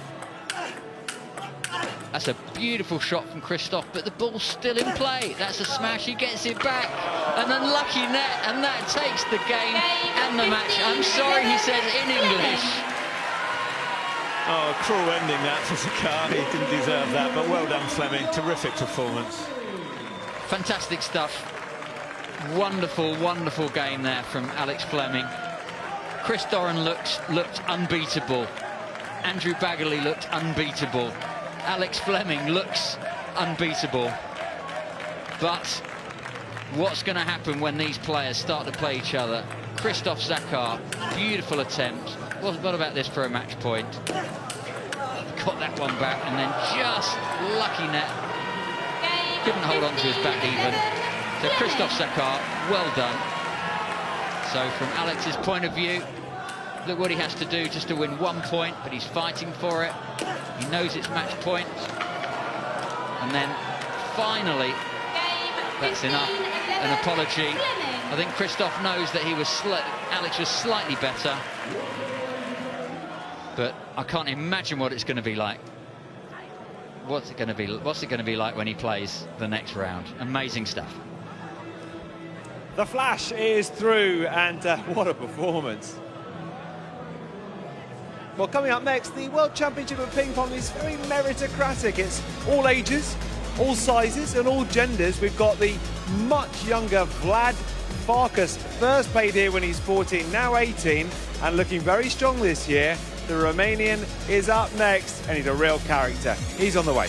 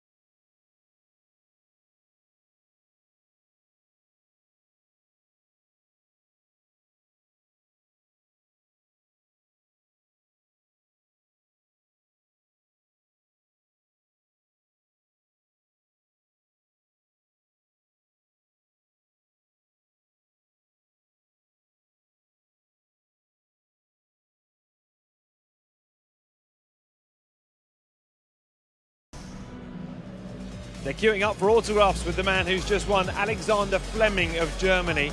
Two-time finalist here at Alexandra Palace, and in the World Championship of Ping Pong 2019, he's through to the last 16. And some people think that he might be their favourite for the title. Well, we'll find out tomorrow, but really impressive performance from him. Up next, it's our final match on the TV table for today. Vlad Farkas of Romania, first played here at 14. We've seen him evolve through his teenage years. He's now 18 and he's up against Kazim Adeleke of Nigeria. It's going to be a fascinating lineup. We'll watch that one in just a couple of moments' time. Before that, Flash Fleming is with Rod Studs. Yeah, thanks, Tony. Alex, well done on that win. Listen, that was a really fun game to watch, really entertaining game to watch. What were your thoughts on it? Oh yeah, thank you very much first. Yeah, well, it was a hard match against him. Yeah, I knew he has a good backhand, but today he was strong on both sides. Good forehand, good backhand, yeah. So I struggled a lot, and I'm happy that I could provide some nice rallies. Yeah, there were some great rallies, and there were times during that match when you were both hitting it as hard as we've seen the ball hit all day, really. Yeah, right, it's true, yeah. I gave all my power in the balls, and he was there, I don't know. He's not that fast on his legs, but he seems always to know where the ball comes. Yeah, so it's hard to play. We were talking to Chris Doran earlier. He won earlier this evening, as you probably know, and he was saying that he really thinks that you're the favourite for the tournament. You may play in the semi-final, but do you think you're the favourite for the tournament? You know, I even don't want to hear this. Yeah, Chris told me as well, and some people, but yeah. I think there's no need to give myself any pressure. I enjoy every second, and if I lose, I lose. I give my best, yeah, and we will see how long the journey goes this time. Yeah, certainly we're enjoying watching you play. We look forward to seeing you play again tomorrow, Alex. Well done. All right, thank you. We will. He modestly dealt with that, suggesting he might be favourite, didn't he? And what about this man, Vlad Farkas of Romania? So far, well, lost his first game against the man he's up against next, Kazim Adeleke. So he's playing him again. I mean, that's amazing, isn't it, Darius, that he's already played Kazim Adeleke and he's playing him again now, and he's lost to him. Well, it's the luck of the draw. I think he'll be probably happy that he's playing him again, because he can probably 2-1 should it's close. Something can change here. Whether he's tactically, he would definitely be thinking about tactically what can I do. Maybe if there's a video somewhere, he would have probably hopefully have watched that to find out how he can compete against Kazim. We've seen the Nigerian Kazim Adeleke do well here before at Ali Pali, and he's won both his games so far. This is a real tough test for Vlad Farkas. Who do you mark out as being the favourite in this game? I'm not too sure. I mean, Vlad has definitely matured over the years, and him actually getting to the first round is actually a big improvement. Normally, there's a bit of the hype, and he didn't really deliver, but he's a young kid. Probably Kazim is probably still the favourite, just him being a bit more senior. But I mean, you know, it's all to play for. I probably may be wrong about this, and we would love to see Farkas win. Let's find out. Final game on the TV table tonight. Over to Colin and Tony. Well, we will find out, Tony. 2-1. Got to say, I can't quite see Vlad getting through this against a very experienced Nigerian, Adeleke Kazim. He's got to the late stage of this competition several times. Having said that, Vlad got out of his group 4 years ago. Yeah, that was an incredible performance, wasn't it? But yeah, these two, once again, have actually played earlier today, and Kazim did win, but it was close. It went to the final game, so anything could happen. Certainly can. So, Vlad Farkas, now 18. So he was 14 when he first came. 2-4. And successfully walked away with $500 when he was 14 years old. Well done, Vlad.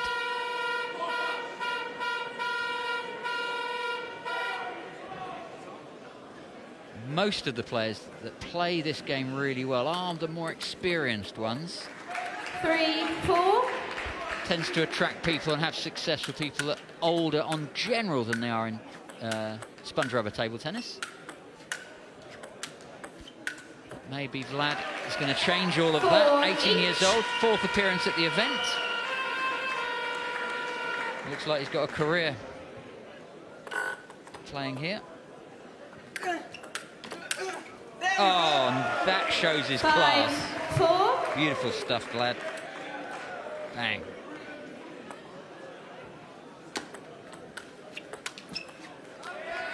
Five each. So Vlad plays for the San Antonio Table Tennis Club back at home in Romania. So say hello to his friends who he likes hanging out with and playing football with.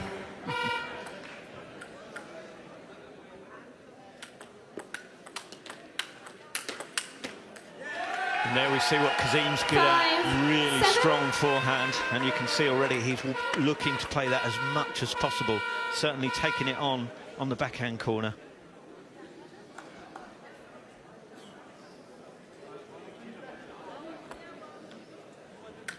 Yeah, personally, I really rate Kazim. I've played him a few times, and I find him incredibly difficult. So powerful. 6-7.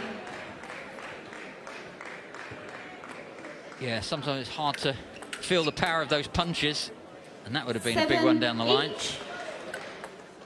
Kazim looking the stronger man, but 7-all, and I have to say that Vlad won the first game this afternoon when they played, and was leading in the second. So I think there's something about Vlad that feels like he actually let Kazim Adeleke off the hook. 8 each. So he's not intimidated at all, but just the quality there of Adeleke. That's going down the line. Trademark run round, forehand down the line. That's what he's best known for. Beautifully done.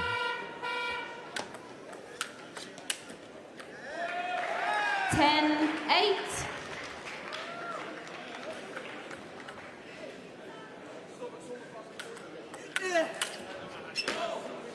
Just 10, off. 9. Frustration from Adeleke.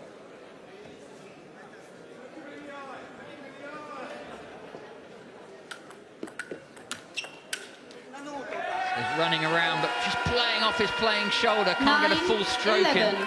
He's either got to run around further or earlier. He knows he's being pressured into that right shoulder. 10, Fast serve from 11. Vlad.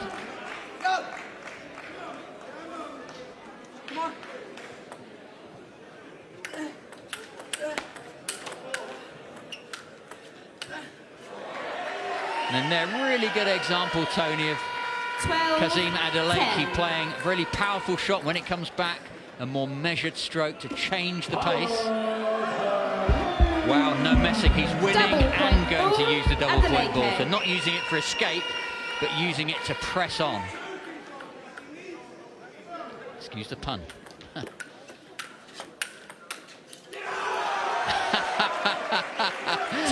Adeleke can't convert it. Vlad's letting him know all about that. Good defending there from Vlad.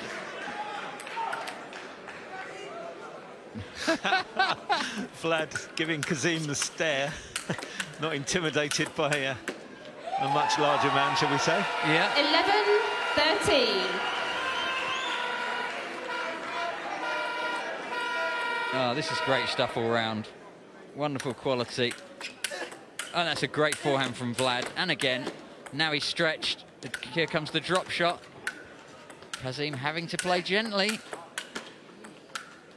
Great rally. Good defending from Vlad. Chopping on the backhand and now on the forehand as well. And he takes it. Beautiful. Top spins and back spins. Forehand and backhand. Stays in the rally. Adeleke puts his bat down and gives him a round of applause. Yeah, that would have hurt. You could see Kazim looked absolutely shattered after that point, and this is what he gets as a reward. A double pointer. A double pointer, yeah.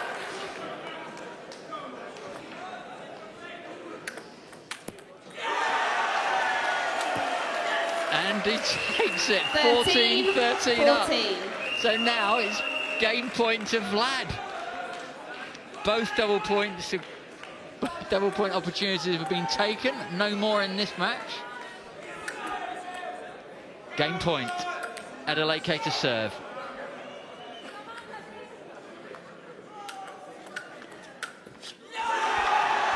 David beats Goliath in the first game. That will really feel painful for Kazim. He wanted that first end. That's why he took his double point ball at 12-10. He really wanted to be in the lead this time against Vlad. But Farkas, got to give him credit. He fought and fought, stayed in that incredibly long rally, which we're going to see here.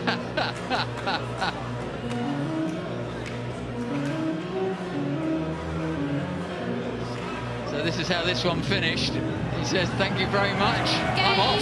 Game 15-13 to Farkas. So this is the point, Colin, I think, that won Vlad this game. Oh, this was just amazing. Look at this, forehand from the backhand side. The drop shot comes in, backspin from Vlad, chopping away. Gets more top spins in when it comes to the forehand. Then he's forced to chop again. Still ends up winning the point, I believe. Brilliant. So from same thing again, double point. Second game, Adeleke to serve. Look at that quality. Vlad hanging in there and looking to attack when he gets the opportunity. Beautiful stuff. And Kazim must have thought that he'd got that was going to be enough, and then misses the drop shot. So with a couple of those going on, one each. The crowd's gone nuts. I think Adeleke knows that he's going to have the crowd against him in this game, Tony. They're loving seeing Vlad to mature in this way. 2-1. What a great little character. Yeah, and Vlad is going to have to put out of his mind now the fact that he was a game up earlier on today. So he'll try and keep that out of his mind and just focus on winning this game. Indeed. 2-3. And Adeleke is going to have to put out of his mind that he's playing a youngster and he's playing the bell of the ball. And he's just going to have to treat him like anybody else and keep quiet and just nail him. But he can't at the moment. 4-2.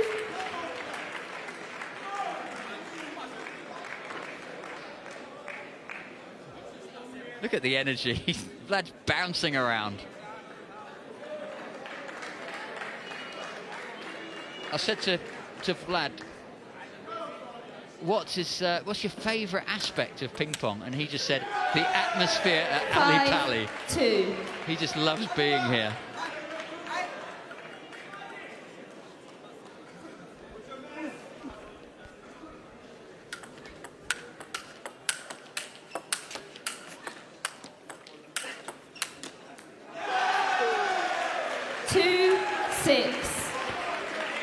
Well, fantastic start for Vlad in the beginning of the second game.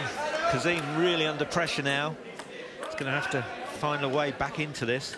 What's happened there is Adeleke's played 3 or 4 really hard shots, then had to play a softer one, and then for the rest of the rally, 3-6. Vlad Farkas was attacking Adeleke, having soaked it up. It's a kind of a Bagley on steroids. 7-3. Kazim looking at the bat. Sometimes there is a slight difference between the two on the table, and when you change, it can take a little while to adapt.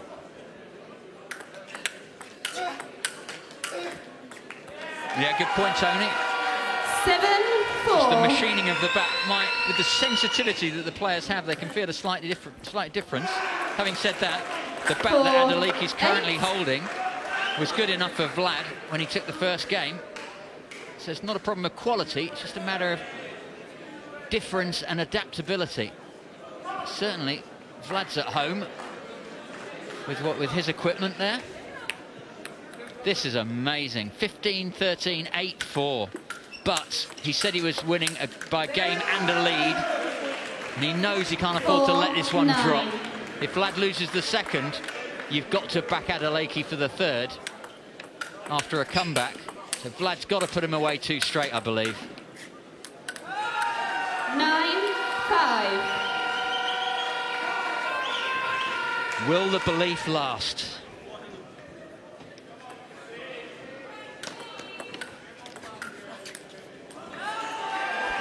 Well, 9-6. little crack in the wallpaper maybe. Is there anything bigger behind it? 2 unforced errors from 9-4.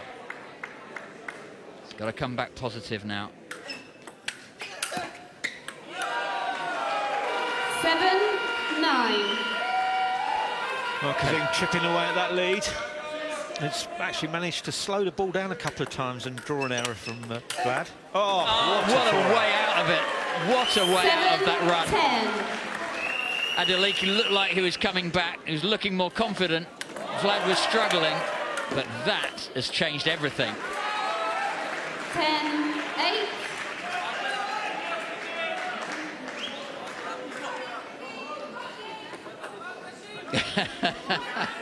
Adeleke's in the fight of his life and he knows it.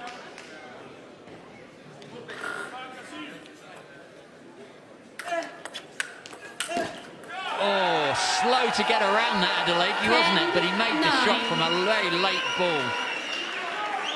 Yeah, he's so good at that. Even though the ball sometimes gets really close to his body, he manages to pull that arm away fast and get the ball on. Oh, Vlad.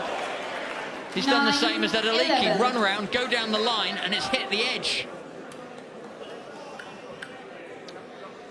Yeah, Kazim was actually waiting for it, wasn't he? But there was no way he could get to that once it hit the edge. That's a lovely backhand down the line from Adeleke. 10-11. Well, anything could happen now. No double point balls to fall back on or rely on. Just got to slug it out. That time, Adeleke goes around, plays his forehand across court, keeping Vlad guessing. And you've got to congratulate Adeleke. 8-4 down, and he's back at 11-all. Yeah, and what I said at the beginning of this game, Vlad mustn't start to remember what happened earlier when he was a game quite a bit ahead. 11. Yeah, just about gets around, and Adeleke doesn't quite get around to get that forehand in. Oh, tentative. Looked like he was tense there. 11-13.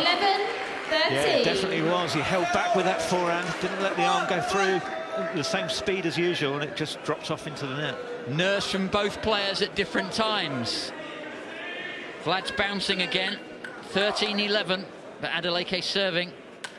Short backhand serve. Well. 11-14. Vlad stopped the rot. He's got himself back into a lead. 3 match points. Beautiful forehand from Vlad from away from the table. He's certainly going to be a great player if he's not already one. A little bit more to do, Vlad Farkas. 14-12. So, service. Looks at his opponent, looking for any kind of weakness. Thinking through what he might do, get all the data he can from looking at him. Wow, that was tight. Adeleke survives. 14-13. Remember, first to 15, but no juice. If Adeleke takes this point, it's 14-all and game point to Adeleke to square the match. But this point and the next point, match points to Vlad. Can't convert it. Game point to Adeleke, and at the same time, match point to Farkas. Oh, it's so tense, isn't it? You can just feel it. How tense is this match? This point for the match or for the game. He goes for it and misses it. Vlad takes it. 15-13, 15-14. He's in the last 16. Guaranteed $2,000 now. Hugs his coach. Thanks the crowd, and what a delighted young man. Maturing beautifully, a great of the future, and to beat Adeleke at this stage of his career is a mighty, mighty victory. Yeah, for me, that's an upset, and do you know what, I was really impressed with this return of serve. Look how low he kept it, and that just made Kazim overlift it. Beautiful return of serve. Yeah, it really was. Kept it down. It was like Adeleke was having to lift the ball and down the line. Means he's got to pull it down within 9 feet. Yeah. Before he fell down on the floor like he couldn't believe it, now he's starting to believe that he can do more and more. Well played, Vlad Farkas.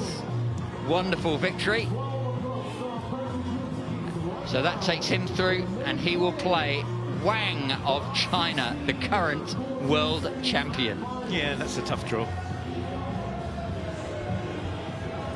That is a tough draw, isn't it? Really tough for Vlad Farkas. But for the moment, it's all about celebrating his best ever performance at the World Championship of Ping Pong. He's a real showman as well, isn't he?